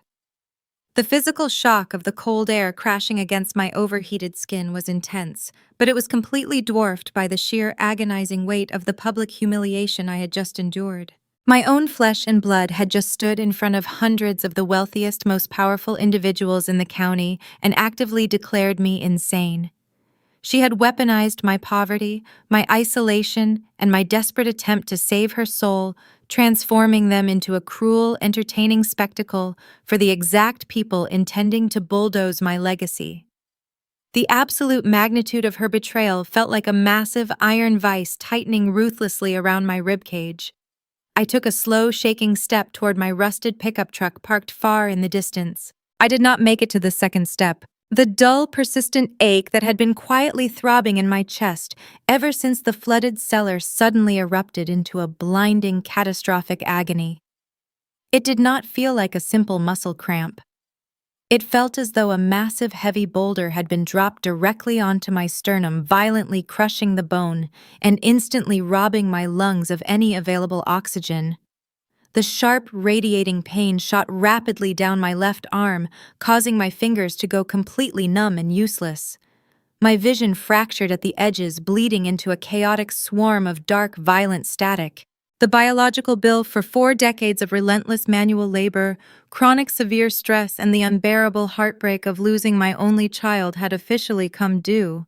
My heart simply could not sustain the brutal offensive any longer. I stumbled forward, my knees buckling completely under the sudden immense weight of the cardiac event. I reached out blindly, attempting to brace myself against one of the thick stone pillars supporting the portico roof. My hands slipped against the freezing masonry. I collapsed heavily onto the hard aggregate pavement. The impact sent a secondary shockwave of pain reverberating through my fragile collarbone. I lay flat on my back, staring up at the dark, starless winter sky, fighting desperately to draw a single complete breath. The air refused to enter my lungs. A terrifying deep cold began spreading outward from the center of my chest, rapidly consuming my entire body. Inside the opulent ballroom, the string quartet was still playing a lively classical arrangement. The town council members were still laughing and drinking premium champagne, completely oblivious to the lethal emergency occurring just inches away on the other side of the glass. Then the heavy entrance doors swung open again. A young valet attendant rushing outside to retrieve a luxury sedan for a departing executive nearly tripped directly over my prone body. The young man let out a sharp, startled yell. He dropped his clipboard and dropped to his knees beside me, his eyes wide with absolute panic. He recognized the emerald green velvet dress immediately. He turned his head back toward the brightly illuminated lobby and began screaming frantically for emergency medical assistance. His terrified shouts violently pierced the sophisticated insulated bubble of the country club gala. The classical music abruptly stopped. The polite low-volume conversations instantly ceased. The heavy glass doors were pushed wide open as a chaotic surge of concerned guests and country club staff flooded out onto the freezing portico. The atmosphere shifted instantaneously from arrogant corporate triumph to raw primal terror. I was drifting rapidly into a dark, suffocating void, but my fading auditory senses registered the sudden chaotic change in the environment. I heard the sharp, frantic clicking of high heels running rapidly across the polished marble lobby. Eleanor burst through the doorway, pushing violently past the regional politicians and the bewildered corporate executives. The sleek, impenetrable professional mask she had meticulously maintained for 20 years instantly shattered into a million jagged pieces the exact moment her eyes locked onto my gray, agonizing face. The primal biological instinct of a daughter witnessing her mother actively dying completely overrode 2 decades of carefully constructed corporate conditioning. The expensive crystal champagne flute slipped from her fingers, shattering loudly against the icy concrete. She threw herself onto the freezing pavement, entirely disregarding the pristine condition of her minimalist designer gown. She fell to her knees, sliding roughly across the aggregate stone until she reached my side. Eleanor grabbed my shoulders, her hands shaking violently. She screamed my name, her voice completely stripped of its usual composed, terrifying authority. The sound was raw, guttural, and desperate. It was the exact tone of a terrified 18-year-old girl realizing she was completely helpless. She leaned close to my face, her warm breath visible in the freezing air, pleading with me to keep my eyes open. She ordered the terrified valet attendant to call an ambulance, threatening him with absolute destruction if he did not hurry. I tried to speak. I desperately wanted to tell her about the heavy leather ledger currently resting somewhere on the floor of the grand ballroom. I wanted to warn her about Richard Sterling and the devastating historical truth she was unknowingly burying. But my jaw was locked tight, paralyzed by the agonizing cardiac spasms. The only sound escaping my lips was a weak, wet gasp. The agonizing wait for the emergency responders felt like an eternity. Eleanor did not move from my side. She stripped off her expensive cashmere coat and wrapped it tightly around my shivering shoulders, ignoring the bitter wind biting at her own bare arms. She gripped my numb, useless hand, pressing it frantically against her cheek, sobbing openly in front of the exact corporate peers she had spent all evening trying to impress. The irony was incredibly sharp. The woman who just publicly declared me an insane nuisance was currently begging the universe not to take me away. The distant wail of sirens finally cut through the rural silence, rapidly growing louder until a massive white ambulance screeched into the circular driveway. The flashing red and blue emergency lights cast chaotic, erratic shadows across the stunned faces of the wealthy guests. A team of paramedics rushed out of the vehicle, carrying a heavy medical bag and a collapsible stretcher. They immediately took control of the chaotic scene, aggressively pushing Eleanor away to gain clear access to my failing chest. They tore the beautiful vintage emerald velvet dress open, exposing my skin to the freezing air. I felt the cold, sticky application of cardiac monitor pads, followed immediately by the sharp, violent sting of an intravenous needle plunging deep into my vein. The lead paramedic shouted a series of rapid clinical codes, his voice tight with urgent professional concern. He announced that my heart was actively entering a lethal ventricular fibrillation. The darkness was closing in completely, threatening to swallow my consciousness entirely. The last fragmented image my fading brain registered was the paramedics lifting my heavy, limp body onto the stretcher and forcefully shoving it into the brightly lit back of the ambulance. Eleanor was screaming at the country club security, demanding they allow her to ride in the emergency vehicle. The heavy metal doors slammed shut, sealing me inside the mobile trauma unit.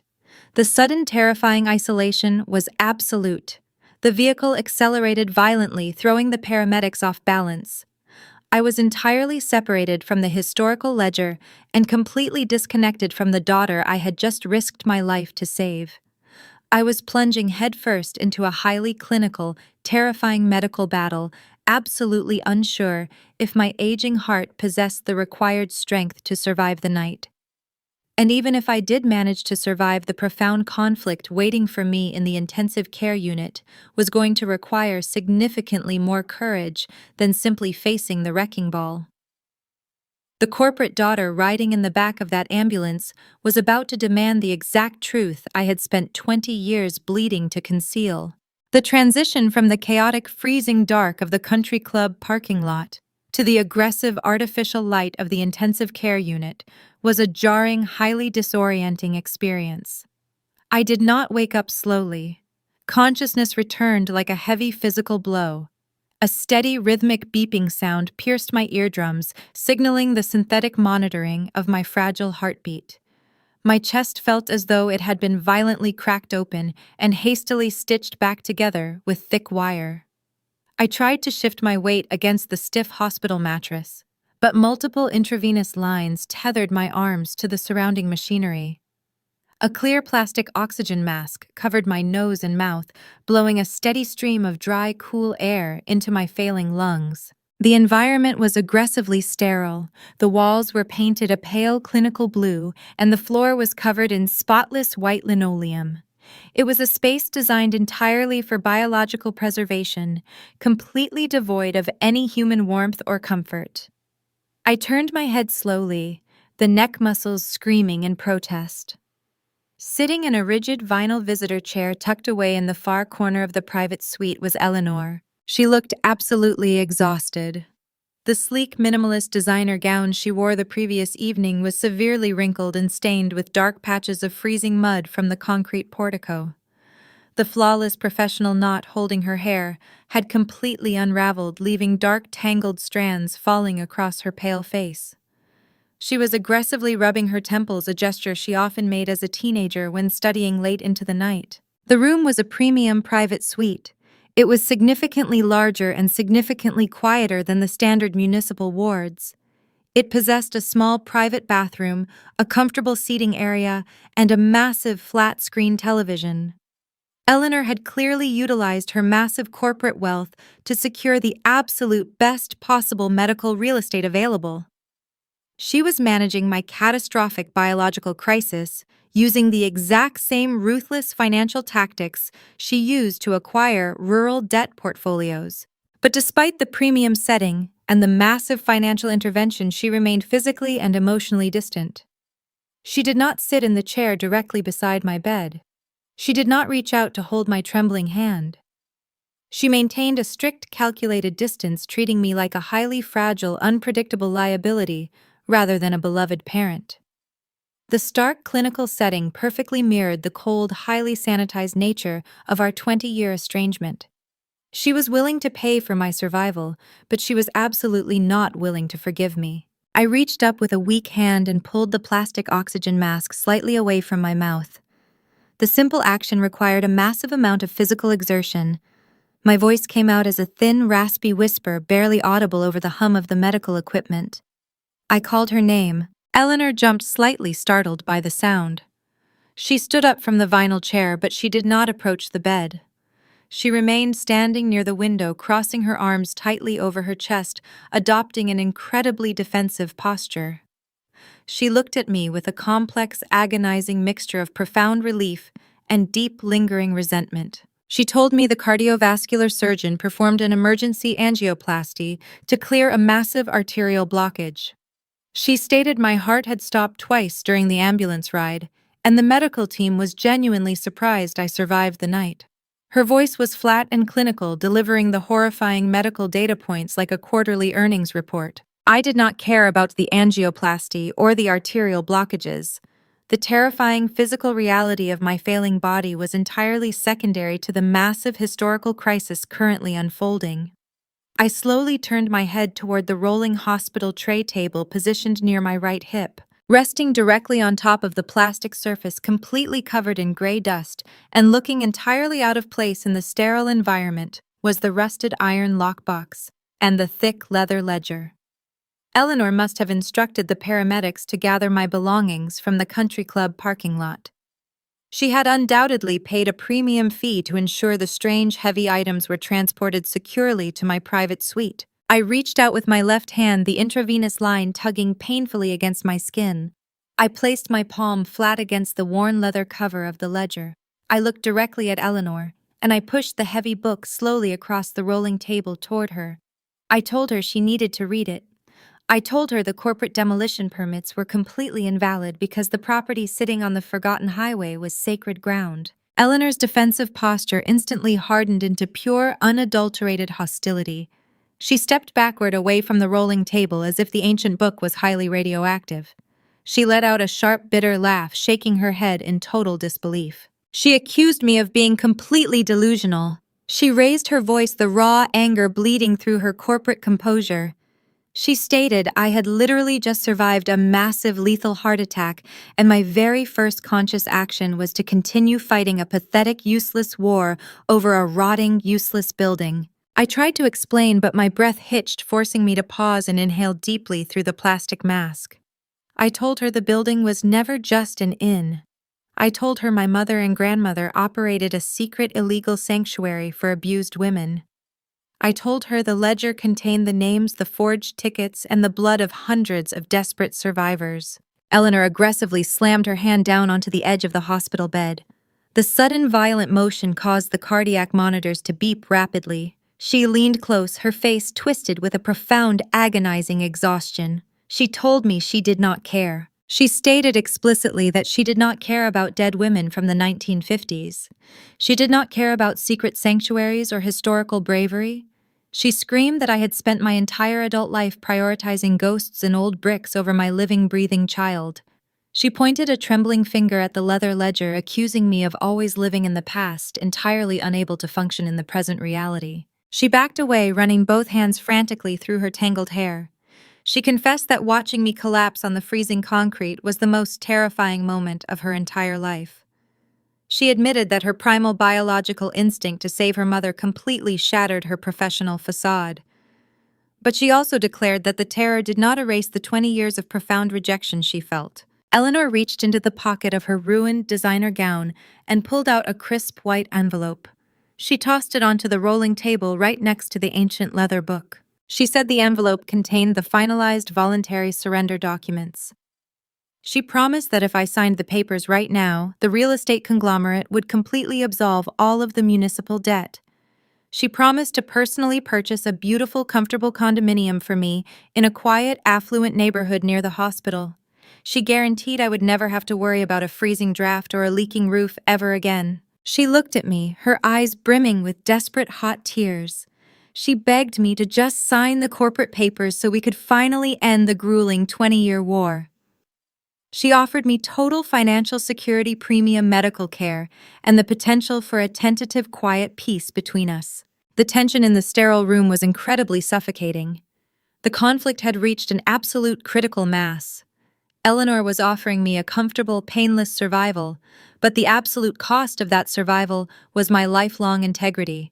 She was demanding I sign away the historical truth of the Blackwood Inn, permanently burying the breathtaking heroism of my ancestors under a commercial parking lot. More importantly, signing those papers meant allowing Eleanor to continue working for the grandson of a monster entirely unaware of the blood soaking the foundation of her own massive wealth. She was offering peace, but it was a toxic, poisoned peace built entirely on a foundation of historical erasure. I looked at the crisp, white envelope, and then I looked at the heavy leather ledger. I realized with terrifying clarity that I could no longer protect her by remaining silent. The mask of the selfish, cruel mother I had worn for 2 decades was officially useless. The only way to save my daughter from the massive corporate trap she was unknowingly building for herself was to finally confess the agonizing, terrifying truth about the blackmail. I had to rip the bandage completely off and expose the deep, rotting infection that had destroyed our family. I took a slow, deep breath, preparing to detonate the massive explosive secret that would permanently alter the trajectory of both our lives. The crisp white envelope rested on the plastic tray table, looking like a pristine weapon designed to erase my entire history. I stared at the blank paper, realizing my physical time was rapidly running out. The rhythmic, artificial chiming of the cardiac monitor served as a cruel mechanical countdown. My heart was a damaged engine struggling to pump blood through my exhausted veins. I could no longer afford the luxury of silence. The protective mask I had worn for 2 decades was officially obsolete. Eleanor stood near the window offering a toxic peace treaty built entirely on a foundation of historical ignorance. I took a slow, agonizing breath, pulling dry synthetic oxygen into my lungs. I reached out with my trembling left hand and pushed the white envelope off the table. It fluttered quietly to the sterile floor. I looked directly into the furious, weeping eyes of my estranged daughter. I told her I was never going to sign her surrender documents. I told her it was finally time for her to understand exactly why she left home. Eleanor crossed her arms tightly, refusing to pick up the fallen envelope. She demanded to know what possible excuse I could fabricate to justify a lifetime of cruel neglect. Her voice trembled with the heavy weight of 20 years of suppressed agony. I did not raise my voice in response. I spoke with a quiet, terrifying sincerity that completely commanded the sterile room. I instructed her to cast her mind backward to a torrential rainstorm in the spring of 2004. I asked her to remember the exact moment she stood in our freezing kitchen holding those massive student loan applications. I told her she always believed I refused to sign those papers because I was a selfish monster who loved a decaying business more than my own child. I confessed that her assumption was a brilliantly engineered lie. The truth began 5 years before that explosive kitchen argument. The Blackwood Inn sanctuary had remained largely dormant throughout my early adulthood. The Underground Railroad established by my mother and grandmother was essentially retired. The frantic late-night arrivals had ceased, and the heavy leather ledger was safely hidden inside the rusted iron lockbox deep within the flooded cellar. I believed the dangerous era of harboring fugitives was completely finished. But the past is a vicious predator that never truly sleeps. In the late 1990s, a highly ambitious local politician initiated a hostile municipal tax audit against the property. This man was a direct political protege of the Sterling dynasty. He utilized his unchecked administrative power to dig relentlessly into decades of our deeply buried financial records. The corrupt official discovered massive historical discrepancies in our accounting ledgers. He hired private investigators who eventually unearthed the terrifying truth.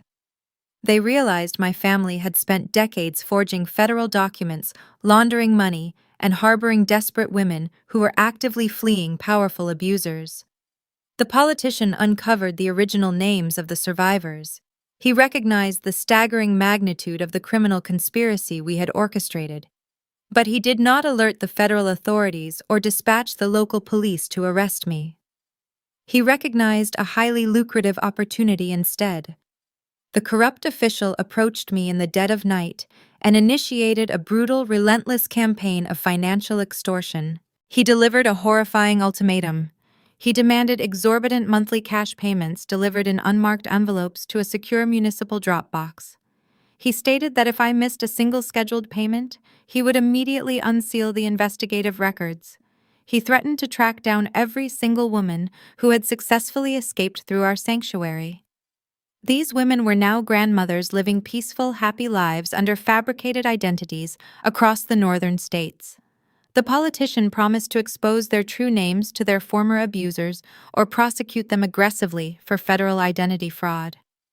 He held the rebuilt lives of dozens of innocent families directly over my head. I became a helpless hostage inside my own home. Eleanor took a slow, hesitant step away from the window. The absolute certainty in her corporate posture began to splinter.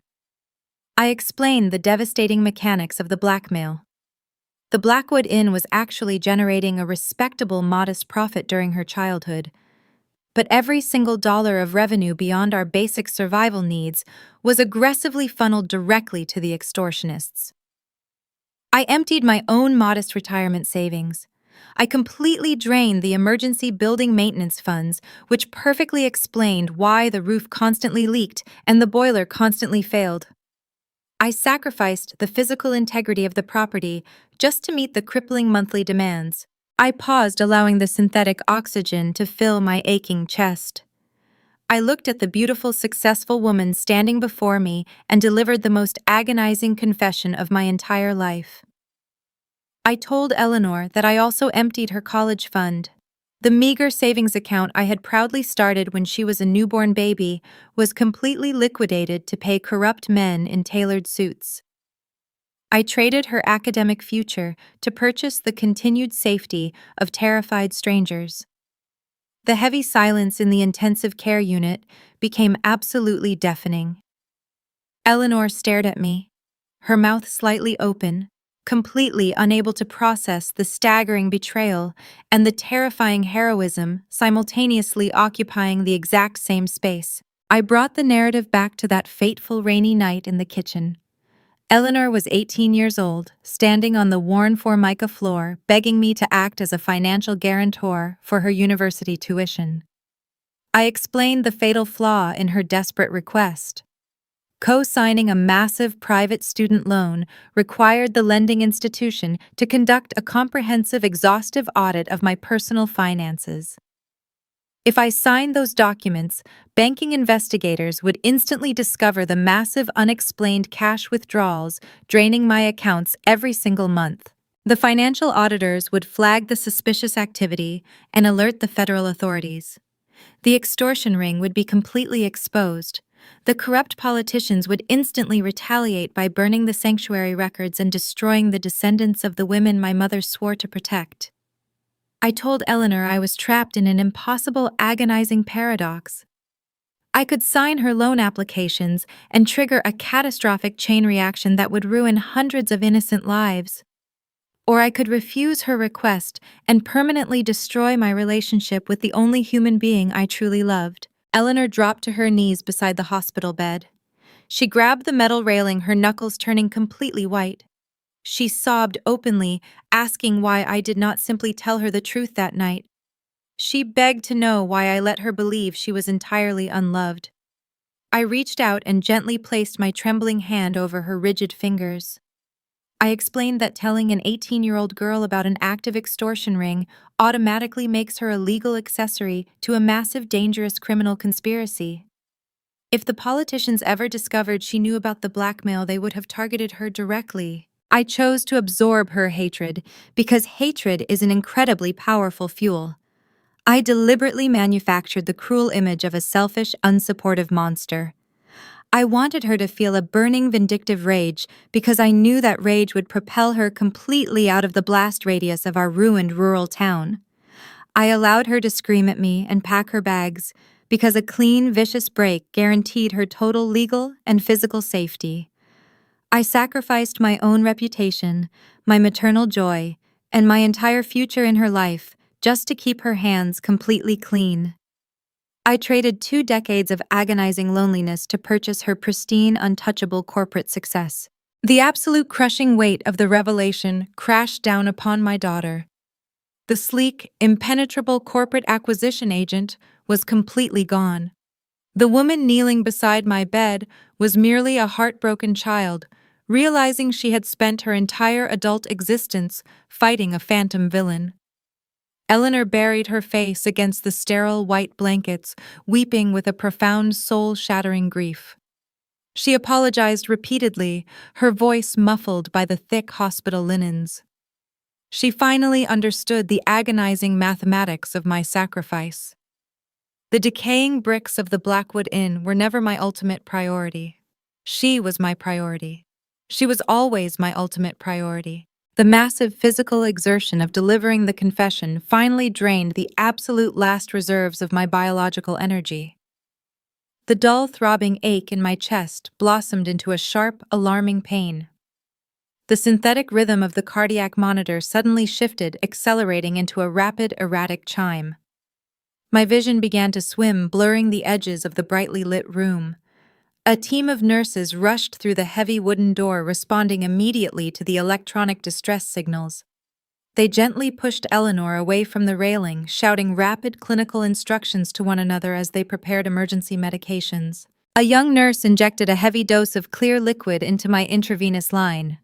I felt the powerful chemical sedative rushing rapidly through my bloodstream. The sharp edges of the room began to soften, and the frantic voices faded into a distant, muffled echo. I fought the heavy pull of the medication just long enough to look at my weeping daughter one final time. I had successfully cleared the poisonous resentment from her heart, but I was leaving her completely alone in a sterile room with the ancient leather ledger. The temporary emotional truce was officially established, but the ultimate corporate war was just beginning. As the dark, heavy curtain of the chemical sleep pulled me under, I knew the next few hours would permanently define her destiny. Eleanor was about to open that rusted lockbox and read the fragile newspaper clippings. She was about to discover the horrifying, undeniable connection between the corrupt politicians who blackmailed her mother and the wealthy chief executive officer who currently signed her massive paychecks.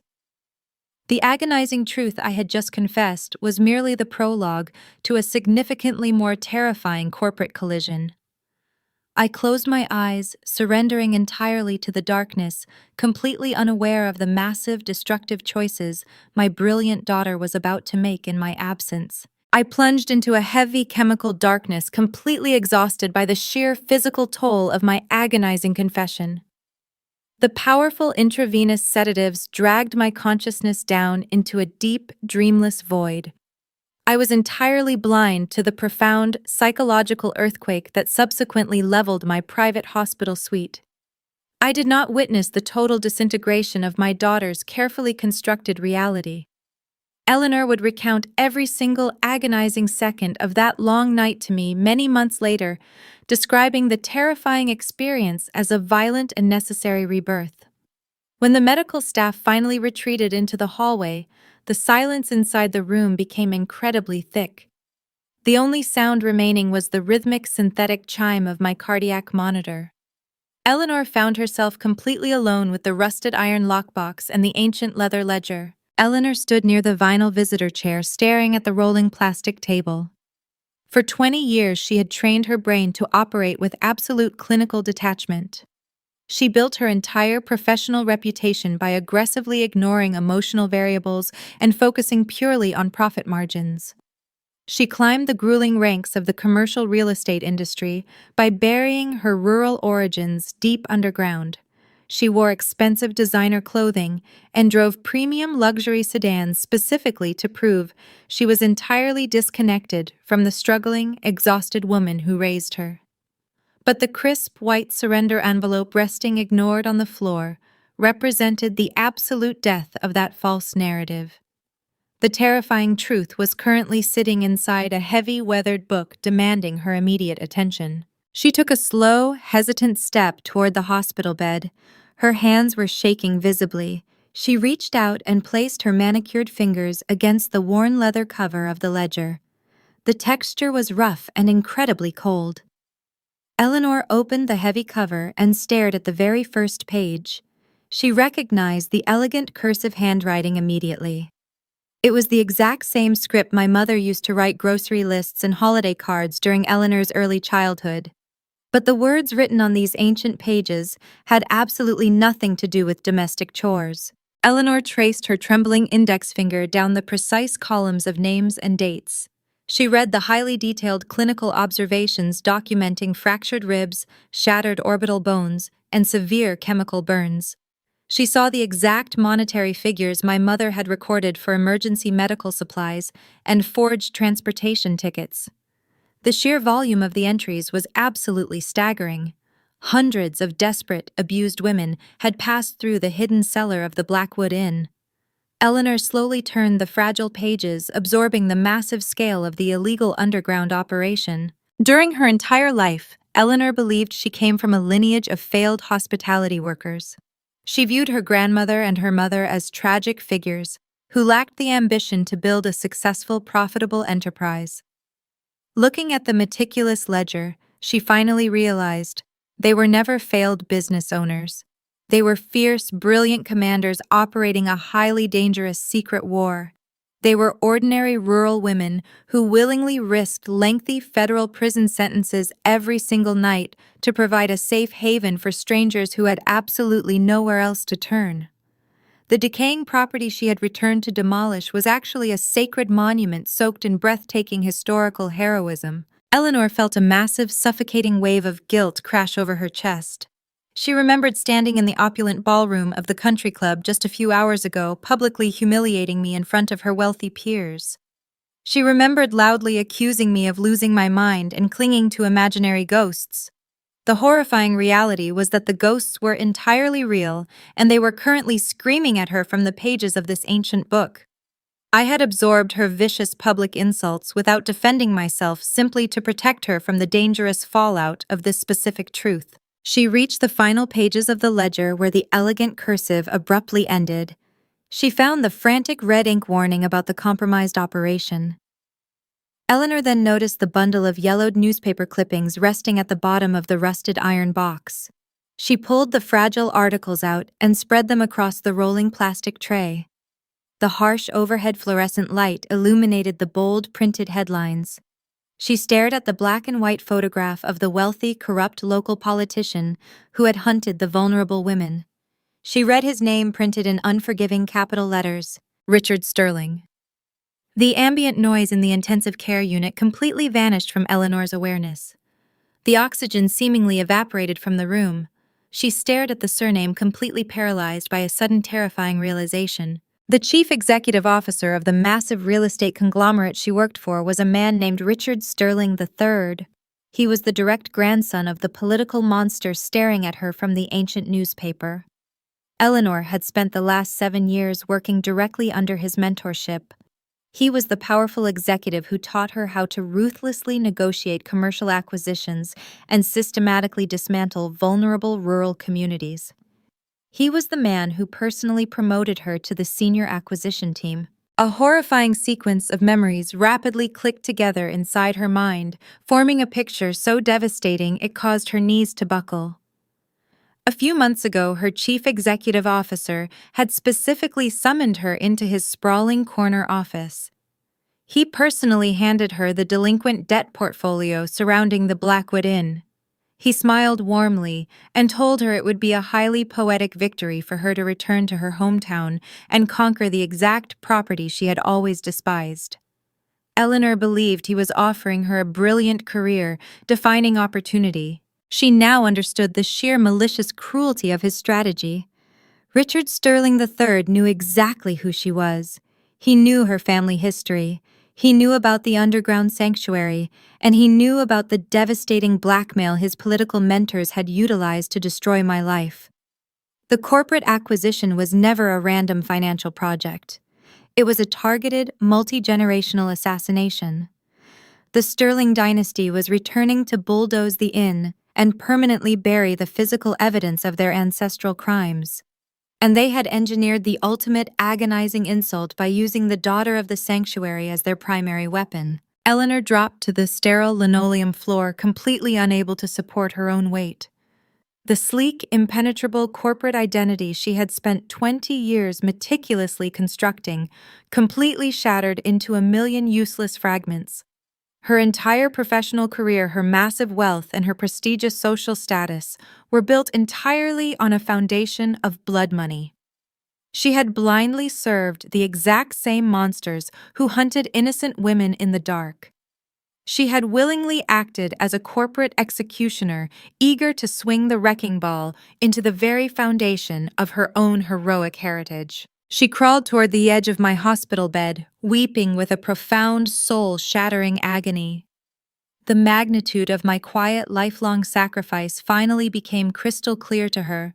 I had allowed her to hate me for 2 decades just to ensure she escaped the dangerous gravity of the Sterling family. I traded my relationship with my only child to guarantee her hands remained completely clean. But Eleanor realized her hands were not clean. They were covered in the metaphorical dirt of the conglomerate she represented. She had unwittingly brought the violent legacy of the predators right back to my front door. A massive psychological crisis tore through her nervous system. She gasped for air, feeling the crushing weight of her massive, terrible mistakes. She had spent her entire adulthood running away from a mother who loved her with a terrifying, absolute devotion. She had traded a genuine, fierce, maternal love for the hollow, patronizing approval of a corrupt billionaire. The overwhelming grief threatened to pull her under completely. She buried her face in her hands, sobbing until her throat was entirely raw. But Eleanor is my daughter, and the blood of fierce, unyielding protectors runs deep within her veins. The period of paralyzing grief slowly gave way to a hot, rising tide of pure, righteous fury. The tears stopped falling. She slowly lifted her head from the sterile floor and looked at the heavy leather ledger resting on the table. Walking away from this conglomerate was no longer a viable option. Merely refusing to sign the demolition permits would not stop the Sterling dynasty. If she resigned quietly, they would simply dispatch another ruthless agent to finish the demolition and erase the history of the sanctuary forever. Apologizing to me was not enough to balance the scales. She needed to completely obliterate the corporate machine from the inside out. Eleanor stood up, gripping the edge of the hospital bed with a new, terrifying determination. She checked her designer wristwatch. The sun was going to rise in exactly 4 hours. She was scheduled to formally execute the commercial zoning permits and finalize the destruction of the Blackwood Inn at dawn. The conflict had suddenly mutated into a highly dangerous covert operation. She was about to weaponize her elite corporate access against the exact billionaires who trained her, stepping into a brutal high-stakes war that would either permanently destroy the real estate conglomerate or completely incinerate her own life in the process. The digital clock mounted on the sterile hospital wall displayed 3:30 in the morning. Eleanor stood in the center of the intensive care unit, clutching the ancient leather ledger tightly against her chest. The paralyzing grief that had kept her kneeling on the floor was entirely gone, replaced by a cold, calculating, and terrifyingly sharp focus. She looked down at my sleeping form. The rhythmic synthetic chime of the cardiac monitor confirmed I was heavily sedated, entirely unaware of the massive decisions being made in my absence. Eleanor walked over to the rolling plastic tray table and picked up the crisp white surrender envelope. She did not tear the papers. She carefully folded the documents and placed them into the rusted iron lockbox. She secured the latch, packed the heavy metal container into her leather tote bag, and walked out of the hospital suite without looking back. The drive back to the regional luxury hotel was a blur of dark, empty highway. Eleanor navigated the sweeping curves of the rural roads automatically, her mind operating on a highly advanced strategic level. For 7 years, she had been trained by the absolute best predators in the commercial real estate industry. She possessed an intimate, granular understanding of exactly how the Sterling conglomerate operated. She knew their vulnerabilities, their hidden offshore accounts, and their illegal municipal lobbying tactics. She was the architect of their rural acquisitions, perfectly positioned to become their ultimate executioner. Eleanor pulled her sleek black sedan into the underground parking garage of the hotel. She bypassed the elegant lobby, entirely utilizing the service elevator to reach the penthouse floor. She swiped her electronic keycard and entered the sprawling, opulent suite. The massive floor-to-ceiling windows offered a panoramic view of the sleeping town, the exact municipality she was supposed to permanently erase at dawn. She threw her ruined designer gown onto the velvet sofa and immediately booted up her encrypted corporate laptop. The moral conflict was incredibly brief but astronomically heavy. Eleanor fully recognized the magnitude of the sacrifice she was about to make. The commercial zoning permits were scheduled for final execution in exactly 3 hours. If she simply drove to the municipal building and signed those documents, Richard Sterling III would instantly authorize a massive corporate bonus, effectively cementing her status as an untouchable multimillionaire. She would guarantee her own absolute financial security for the rest of her natural life. But signing those papers meant permanently burying the breathtaking heroism of her grandmother. It meant validating the brutal extortion that destroyed her mother's life. It meant working for an empire built entirely on the suffering of innocent, abused women. Eleanor opened a secure virtual private network and bypassed the initial layer of corporate firewalls. She did not hesitate. She actively chose her mother, willingly incinerating her own empire to save the Blackwood Inn. Her fingers flew across the illuminated keyboard, initiating a massive unauthorized data extraction. As a senior acquisition executive, she possessed high-level security clearance, granting her access to deeply buried internal communications. She began systematically pulling thousands of encrypted emails directly from the chief executive officer's private server. The digital paper trail was absolutely devastating. She downloaded internal memorandums detailing explicit illegal campaign contributions made directly to the local town council. She found the specific corresponding financial transfers, proving the mayor had been aggressively bribed to ignore the historical preservation codes. The data clearly outlined the highly coordinated municipal corruption designed to circumvent standard environmental and structural reviews. But the most damning evidence was the historical correspondence. Eleanor unearthed a hidden archive of digitized letters exchanged between Richard Sterling III and the corrupt politicians who had originally blackmailed my family in the late 1990s. The grandson had actively continued the extortion ring, inheriting the leverage and weaponizing it to force the eventual foreclosure of the inn. He explicitly outlined his malicious intent, detailing a multi-generational vendetta to destroy the sanctuary and permanently erase the physical evidence of his grandfather's crimes.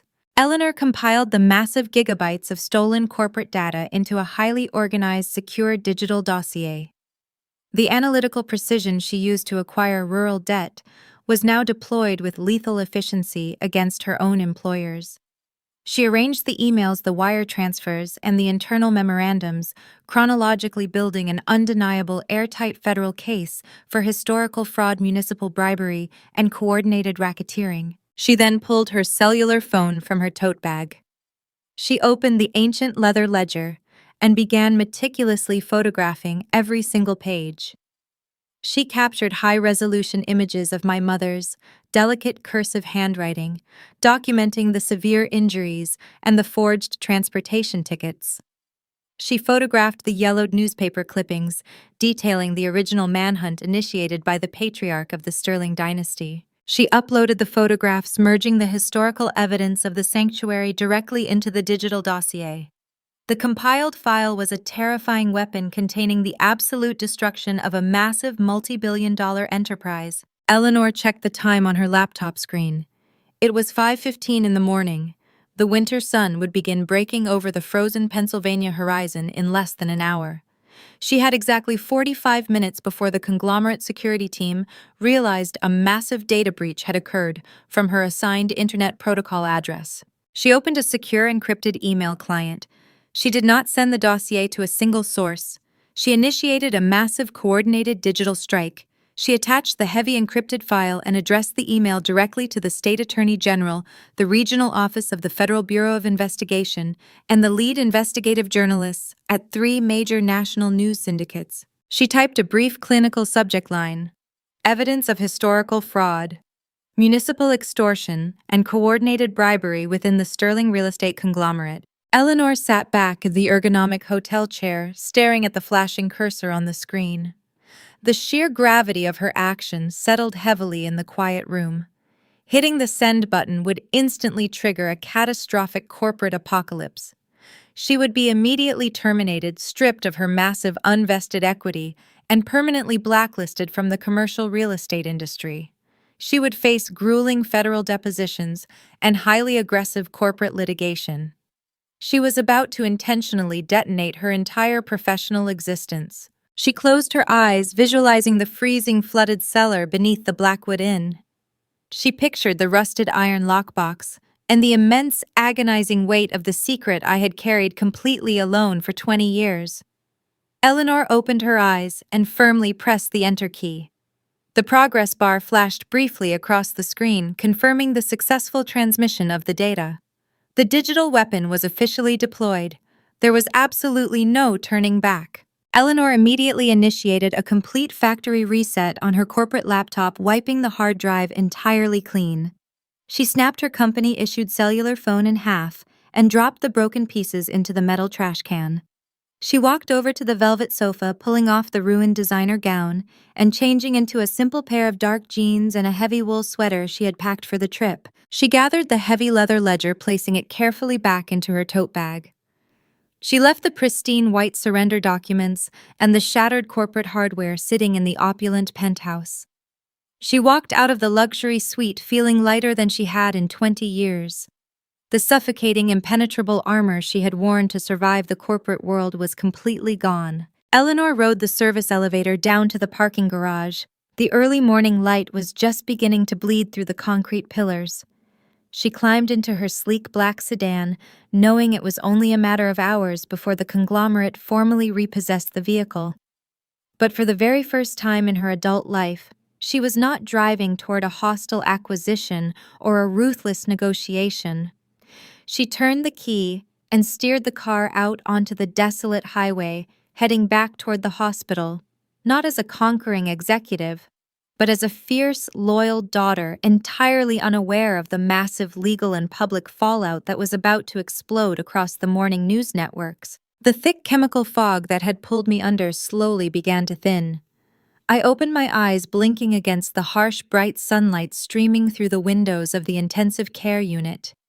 The oppressive, sterile silence of the hospital room was replaced by a low, murmuring sound coming from the television mounted on the far wall. I turned my head carefully, noting that the sharp, agonizing pain in my chest had subsided into a dull, manageable ache. Sitting in the vinyl visitor chair directly beside my bed was Eleanor. She looked entirely transformed. The sleek, minimalist designer gown was gone, completely replaced by a simple pair of dark denim jeans and a thick wool sweater. Her dark hair fell naturally around her shoulders, completely free of the severe professional knot she had worn for 2 decades. She noticed my eyes opening and immediately leaned forward. The cold, calculating distance she maintained the previous evening had vanished entirely. She gently reached out and wrapped her warm hands around my fragile, trembling fingers. The physical contact sent a profound shockwave through my entire body. It was the very first time my daughter had willingly touched me in 20 years. Eleanor pointed toward the television screen. The volume was muted, but the bright red breaking news banners scrolling across the bottom of the broadcast were impossible to ignore. The state attorney general had moved with a staggering, unprecedented velocity. Federal agents had executed early morning raids on the metropolitan headquarters of the real estate syndicate. The screen showed footage of men in dark windbreakers carrying boxes of hard drives out of a towering glass skyscraper. Eleanor spoke with a quiet, calm clarity. She explained that she had deployed a colossal digital dossier hours before dawn. The evidence contained within my mother's ancient leather ledger, combined with the stolen internal emails, provided an undeniable airtight case for historical fraud and municipal bribery. Richard Sterling III was arrested at his sprawling private estate just as the sun came up over the city. The state government immediately issued an emergency federal injunction permanently halting the commercial development project in our rural valley. The threat of the wrecking ball was officially neutralized, but the syndicate did not surrender quietly. They retaliated against the whistleblower with vicious, immediate precision. Eleanor squeezed my hand and confessed the absolute magnitude of the personal cost she had just incurred. The Corporate Human Resources Department terminated her employment contract the exact second the federal agents entered the lobby. The legal division instantly froze all of her institutional bank accounts, citing a severe breach of confidentiality protocols. Her unvested stock options, representing years of grueling administrative labor, were entirely seized. She was formally blacklisted across the entire commercial real estate sector. She explained that she had lost the lease on her luxury penthouse apartment overlooking the metropolitan skyline. A fresh wave of agonizing guilt washed over my tired mind, presenting a formidable new conflict. I had spent 2 decades sacrificing everything to ensure she escaped the crushing poverty of our rural town.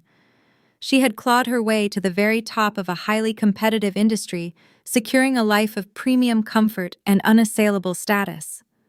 Now, because she chose to defend my legacy, she was completely ruined. I tried to speak, fighting the oxygen mask, to apologize for destroying the empire she had worked so desperately to build. Eleanor placed a gentle finger against my lips, stopping my frantic apology. She smiled, and the expression was genuinely radiant. It was a look of pure, unadulterated peace. She described the morning drive away from the luxury hotel. She had packed her remaining personal belongings into her premium sedan just hours before the corporate repossession agents arrived to claim the vehicle. She drove out of the city, watching the towering skyscrapers fade in the rearview mirror. She told me she expected to feel a crushing despair. Instead, she experienced an incredible, profound sense of liberation. The heavy, suffocating armor she wore to survive the competitive corporate world was finally gone. She realized that institutional portfolios and designer garments were merely elegant chains designed to trap her in a cycle of endless greed. She finally understood the true lesson hidden inside the rusted lockbox. True wealth does not exist in offshore accounts or prestigious job titles. True wealth is found in the preservation of personal integrity and the fierce, unyielding devotion of familial bonds. The psychological crisis was completely resolved, leaving behind a clear, undeniable purpose. 1 week passed. The cardiovascular specialists monitored my recovery, stabilizing my failing heart with a regimen of new medications. They finally signed the discharge papers, authorizing my release from the medical center. Eleanor drove a rented compact car, having surrendered her luxury sedan to the bank. We navigated the winding, desolate rural roads, heading back toward the forgotten highway. The winter landscape was still bleak and gray. As we turned onto the familiar dirt driveway, the towering silhouette of the Blackwood Inn emerged through the bare trees. The property was safe from the demolition crews, but a new, highly daunting reality instantly settled over us. The house was still a decaying ruin. The roof was still sagging under the weight of accumulated snow. We possessed absolutely no income. The property taxes were still pending, and the heating bills were astronomical. Eleanor was completely unemployed, and I was an elderly woman with a severely compromised cardiovascular system. Surviving the political assassination orchestrated by the Sterling dynasty was only the very first step. Now we had to survive the brutal winter and the imminent physical collapse of the structure itself. I expected Eleanor to look at the peeling paint and the warped wooden porch with the same disgust she harbored as a teenager. I braced myself for a sigh of regret. Eleanor parked the car and stepped out into the freezing wind. She did not flinch. She looked up at the massive Victorian structure with a fierce, resilient determination. She walked up the fractured concrete steps and unlocked the heavy oak door. We stepped into the grand foyer. The air was incredibly stale, and the dust was thick on the mahogany reception desk. The environment was exactly as we had left it on the morning of our bitter negotiation. Eleanor took off her heavy winter coat and draped it over the banister. She did not walk away. She walked directly into the kitchen, moving with a brisk, purposeful energy. I followed her slowly, leaning heavily on a wooden cane the hospital provided. I stood in the doorway watching my daughter embrace the exact environment she had spent her entire adulthood trying to escape. She found an old plastic bucket beneath the sink and filled it with warm, soapy water. She located a stiff bristle brush. She rolled up the sleeves of her sweater, exposing her bare arms to the chill of the room. She walked over to the faded Formica counter.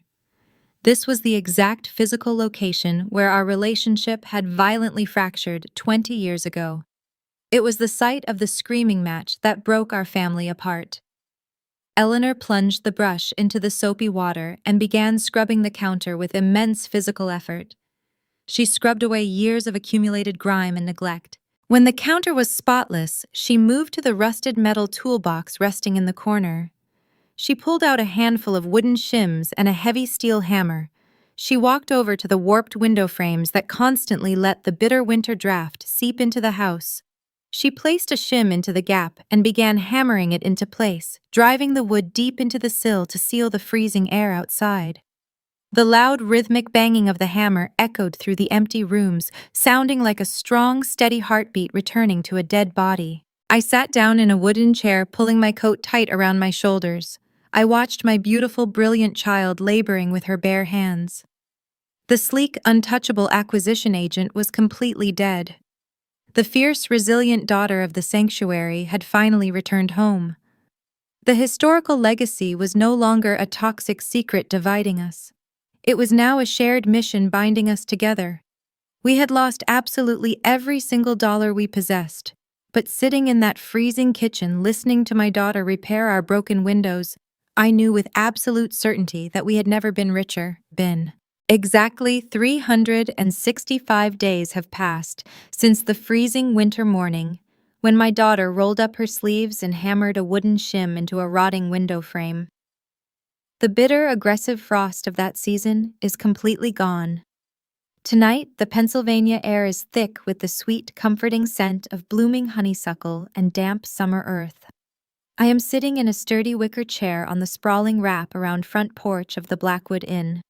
The rhythmic, gentle chirping of crickets provides a peaceful, natural symphony, replacing the chaotic wail of emergency sirens that once defined our darkest hour. The physical transformation of this property is nothing short of miraculous. When Eleanor detonated her digital dossier and exposed the Sterling Syndicate, the resulting national media explosion generated a monumental wave of public support. We did not rebuild this house using corporate handouts or predatory banking loans. Eleanor utilized her formidable analytical brilliance to navigate the complex bureaucracy of the federal government. She successfully petitioned the Department of the Interior and secured a staggering series of historical preservation grants. Those federal funds allowed us to hire specialized contractors who respected the original architecture. They reinforced the sagging roof lines, replaced the ancient plumbing, and applied crisp coats of pristine white paint to the exterior siding. But we did not merely restore a building, we resurrected a mission. The Blackwood Inn no longer operates as a struggling rural hotel attempting to attract random tourists from the highway. We officially converted the massive Victorian structure into a fully functional, highly respected regional shelter and legal advocacy center for victims of domestic abuse. The grand parlor where Eleanor once slammed down her corporate surrender documents is now a vibrant administrative office. The upstairs bedrooms are filled with safe, comfortable beds. We are operating completely above ground, bathed in the protective light of the law. Eleanor is sitting right beside me on a gently swaying cedar porch swing. A glowing yellow porch light casts a warm, inviting halo over her features. She is reviewing a stack of philanthropic funding applications resting on her lap.